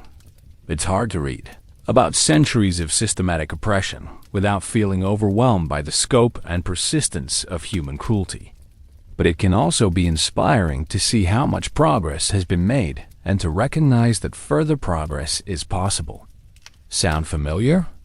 Because that's ultimately what history offers us: perspective on our current challenges and hope for future solutions. The medieval people who developed oppressive marriage laws weren't necessarily more evil than we are, and the women who challenged those laws weren't necessarily more heroic than we are. They were ordinary people dealing with extraordinary circumstances, just like us. And if they could gradually transform systems of oppression that seem natural, inevitable, and divinely ordained, surely we can continue that work of transformation in our own era. The conversation that began in medieval bedchambers continues today in our own relationships, communities, and institutions, and each of us gets to help determine how that conversation evolves. Meanwhile, understanding this history reminds us that our current arrangements aren't fixed or final. They're part of an ongoing human experiment in how to organize relationships, families, and societies in ways that promote flourishing for everyone involved. Medieval marriage was one solution to the challenges of organizing human relationships, but it wasn't the only possible solution, and it certainly wasn't the best one. That's right. The story of medieval marriage is ultimately a story about human possibility, about how societies can change, how oppressive systems can be challenged and transformed, and how each generation can create better arrangements than the ones they inherited. It's a reminder that progress is possible, but only if we're willing to question assumptions, challenge injustices, and work actively to create the kind of world we want to live in. Still, we need to remain vigilant about how medieval attitudes continue to influence contemporary relationships and social arrangements. The legal frameworks may have changed, but many of the underlying assumptions about gender, power, and marriage persist in subtle but significant ways. And yet, each generation has generally been more egalitarian than the previous one, suggesting that the long arc of history does bend toward justice, but only when people actively work to bend it in that direction. So the next time you hear someone argue that traditional gender roles are natural, that women are happiest when they focus on family rather than careers, or that challenging male authority is dangerous for social stability, remember that these arguments have been used to justify oppression for centuries. They're not timeless truths about human nature. They're historical artifacts from an era when marriage was essentially legalized rape with good PR. Of course, understanding history doesn't automatically tell us how to solve contemporary problems. But it does help us recognize that our current challenges aren't unprecedented, that previous generations found ways to overcome seemingly impossible obstacles, and that the future remains open to human choice and action. Let's be honest, we still have work to do. Gender equality remains incomplete, even in the most progressive countries. Domestic violence continues to destroy lives worldwide, and many people still believe that marriage fundamentally changes power relationships between men and women. But we've also made remarkable progress in challenging oppressive traditions and creating more egalitarian relationships. The women who resisted medieval marital oppression probably couldn't have imagined that their descendants would have the right to vote, own property, pursue careers, control their reproductive choices, and leave unsatisfying marriages. Similarly, we probably can't imagine what further progress might be possible for future generations. But that's ultimately the message of studying medieval marriage. Human arrangements aren't fixed by nature or ordained by God. They're created by people making choices, and they can be changed by people making different choices. The oppressive system that governed medieval marriage was constructed by human societies, and it was gradually dismantled by human action. Sound familiar? Because that's the challenge and opportunity that faces every generation: to examine the systems they've inherited, challenge the arrangements that cause suffering, and work to create better options for future generations. And with that understanding, we can approach our own relationships, families, and communities with both humility about how much we still don't know and confidence that positive change is possible. After all, if people in an era of arranged marriages, legal domestic violence, and marital rape could gradually learn to question assumptions that had governed human relationships for centuries, surely we can continue that work of questioning, challenging, and improving the systems that shape our own lives. The conversation that began in medieval European bedchambers continues today in our own homes, communities, and legal systems. And each of us, regardless of gender, relationship, status, or family situation, gets to help determine how that conversation evolves. Medieval marriage may be history, but the choices we make about relationships, gender, and power will shape the history that future generations inherit from us. So let's make those choices thoughtfully, courageously, and with full awareness of both how far we've come and how far we still have to go. After all, the women who fought back against medieval marital oppression weren't superhuman heroes. They were ordinary people who refused to accept that their suffering was inevitable. Their example reminds us that each of us has the power to resist oppression, challenge injustice, and work toward creating a more equitable world. And that, ultimately, is the most important lesson from our journey through the bedchambers, legal, courts, and resistance movements of medieval Europe. Progress is possible, but only if we're willing to do the work of making it happen.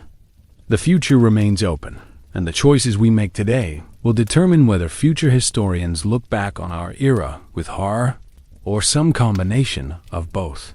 The story continues, and we all get to help write the next chapter.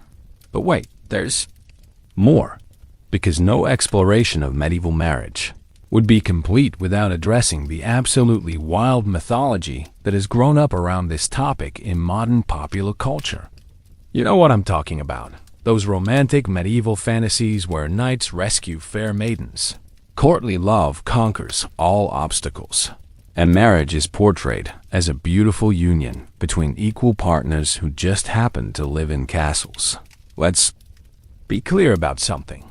Hollywood's version of medieval marriage bears about as much resemblance to historical reality as fast food bears to actual cuisine. It might be more appealing and easier to digest, but it's not going to give you the nutrition you need to understand what actually happened. To be fair, these romantic myths serve an important psychological function in modern culture. They allow used to imagine a past where gender relationships were simpler, more romantic, and governed by clear codes of honor and chivalry. In a world of complicated modern relationships, there's something appealing about fantasizing about an era where men were brave knights and women were beautiful princesses living happily ever after. Sound familiar? Because our tendency to romanticize the past while ignoring its harsh realities isn't unique to medieval marriage. We do the same thing with slavery, Gone with the Wind, colonialism, adventure movies, and war. Basically every action film ever made. It's easier to create entertaining fantasies than to grapple with complicated historical truths. Meanwhile, the concept of courtly love that appears in so many medieval romances was actually a literary convention rather than a social reality for most people. The elaborate rituals of knights serving noble ladies, writing poetry about unrequited love, and performing heroic deeds to win feminine favor were mostly fictional constructs created by troubadours and romance writers.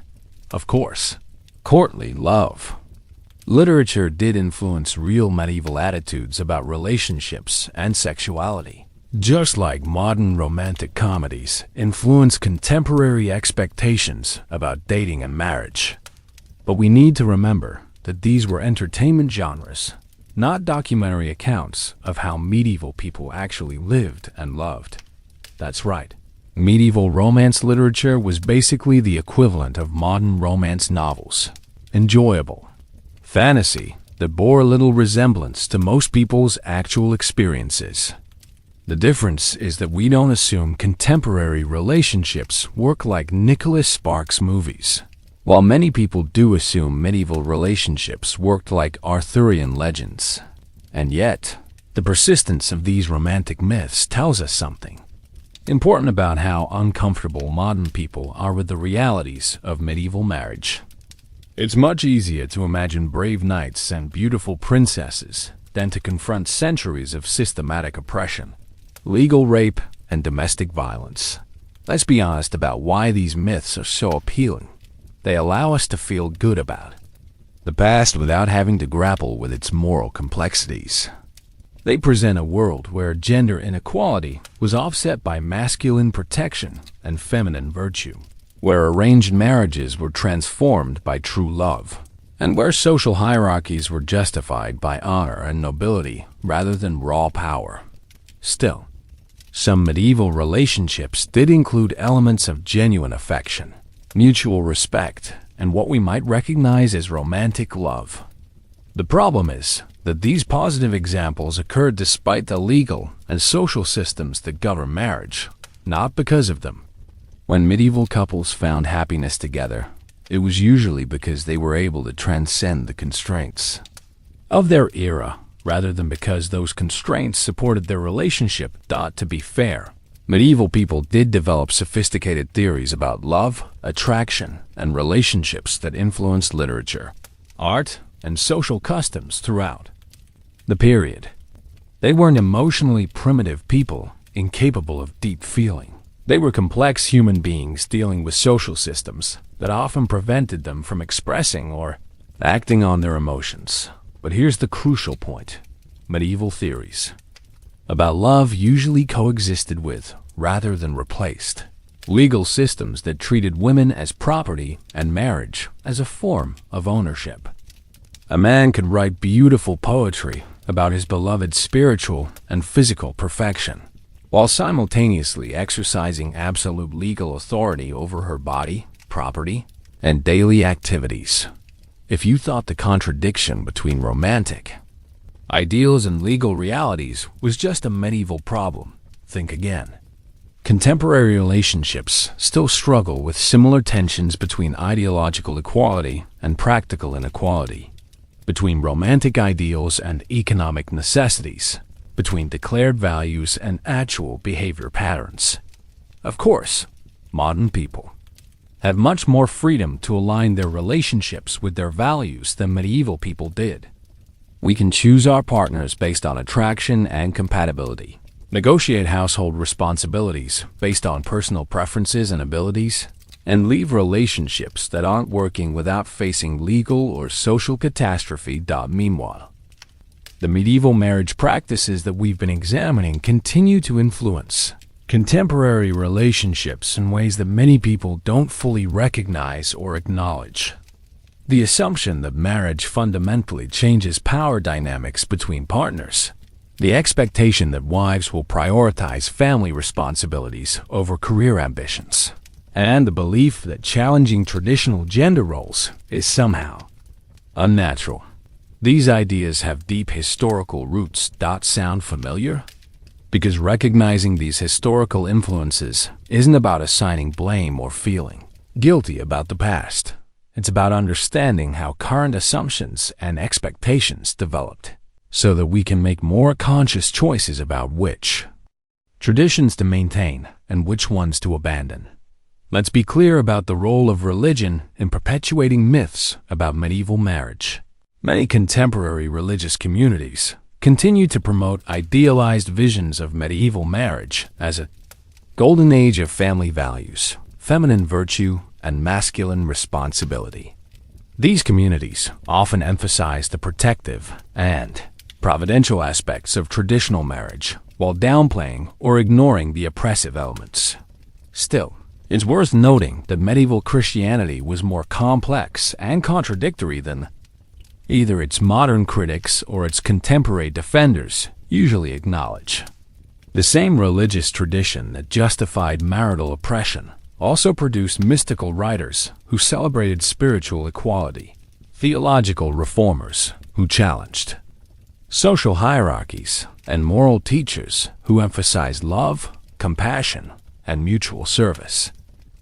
To be fair, these positive elements of medieval Christianity were often overshadowed by institutional practices that supported gender inequality and marital oppression. But they did exist, and they provided resources that later reformers could use to challenge oppressive traditions while remaining within Christian frameworks. And yet, the tendency to romanticize medieval Christianity's approach to marriage and family life often involves selective memory that emphasizes ideals while forgetting realities.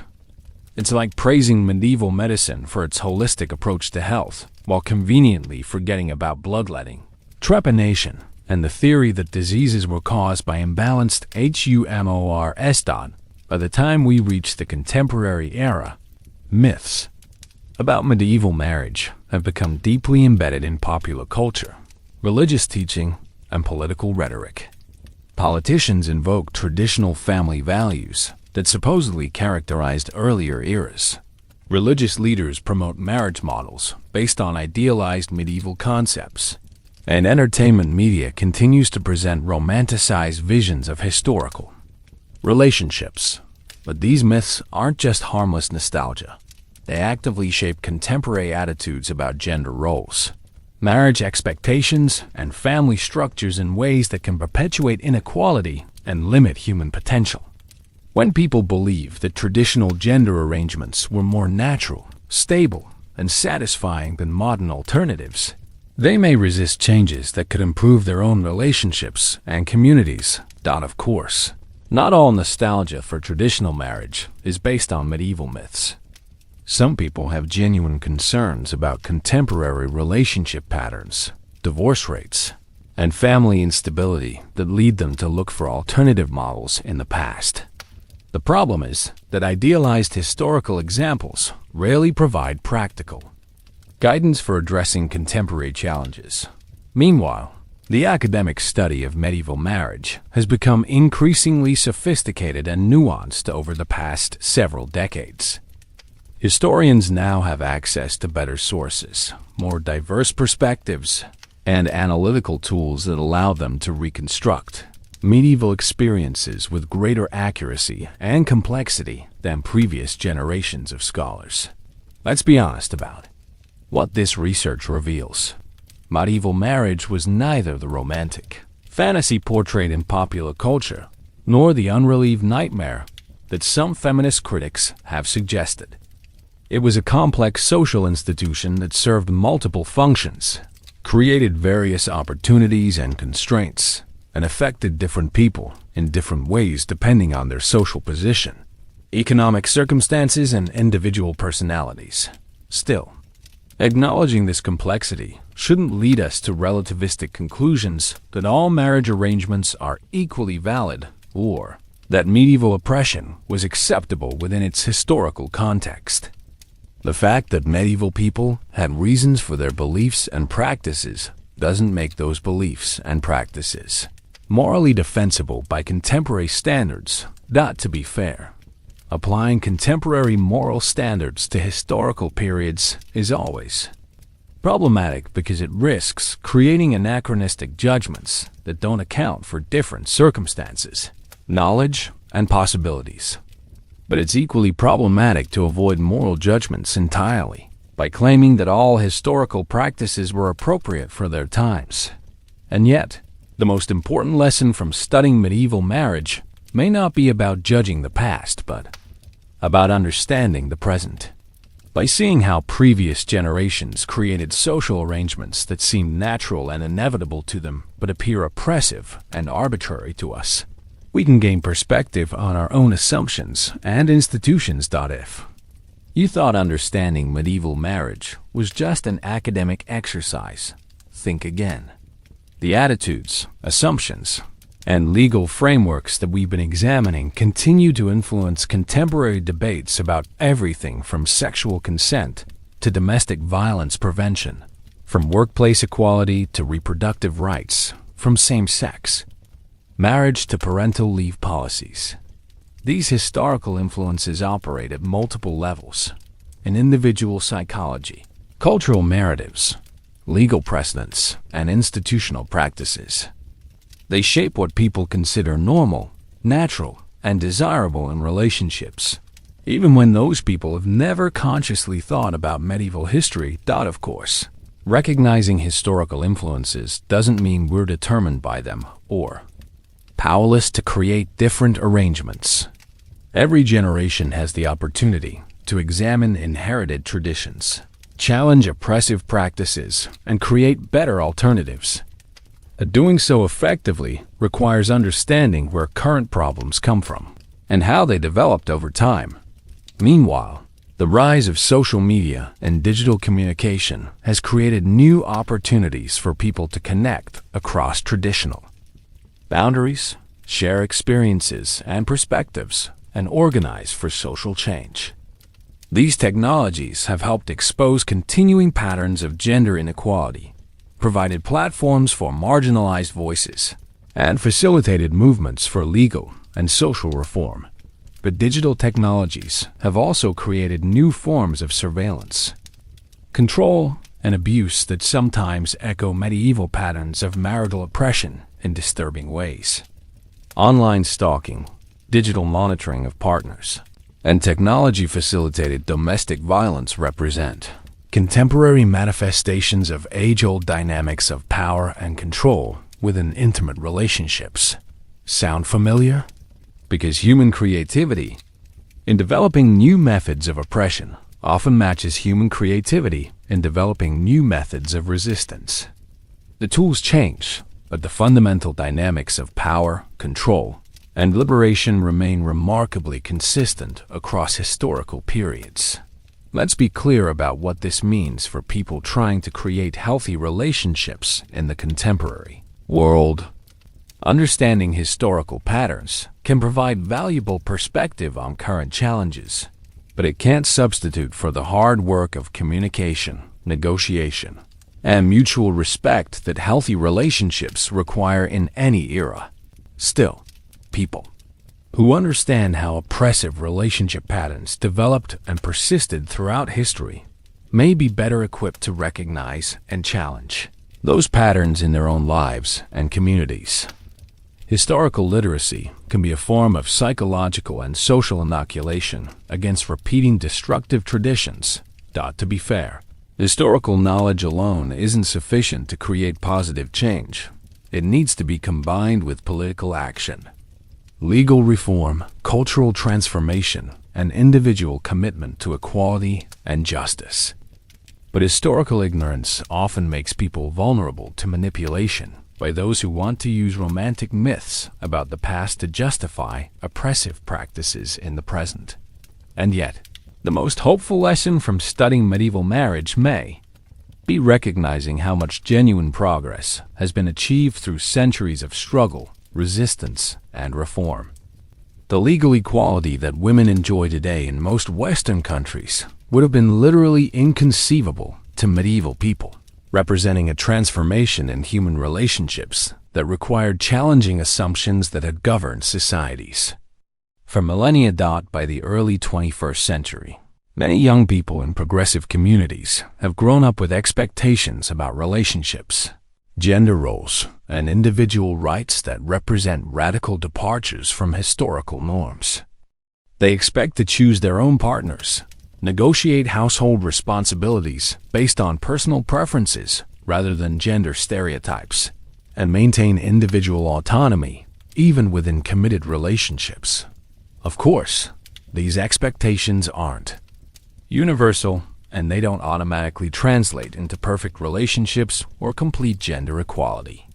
But they do represent significant changes in cultural attitudes that create possibilities for more egalitarian and satisfying partnerships than previous generations could have imagined. Meanwhile, ongoing research in psychology, neuroscience, and sociology continues to challenge biological deterministic arguments about gender differences and relationship patterns. This research suggests that many characteristics traditionally attributed to natural differences between men and women are actually products of cultural conditioning, social expectations, and institutional arrangements. That's right, the scientific evidence increasingly supports what feminist theorists have long argued, that gender roles and relationship patterns are largely social constructions rather than biological inevitabilities. This doesn't mean that biological differences between males and females are relevant, but it does suggest that those differences don't determine or justify the kinds of power imbalances that characterized medieval marriage. The conversation that began in medieval European bedchambers continues today in our own homes, communities, legal systems, and digital spaces. Each of us, regardless of gender, relationship status, or family situation, gets to help determine how that conversation evolves and what kinds of relationships and communities we create for future generations to inherit. Medieval marriage may be history, but the choices we make about relationships, gender, power, and human dignity will shape the history that our descendants study centuries from now. Let's make those choices thoughtfully, courageously, and with full awareness of both how far we've come and how much work remains to be done. The story continues, and we all get to help write the next chapter. The question is, what kind of story do we want to tell?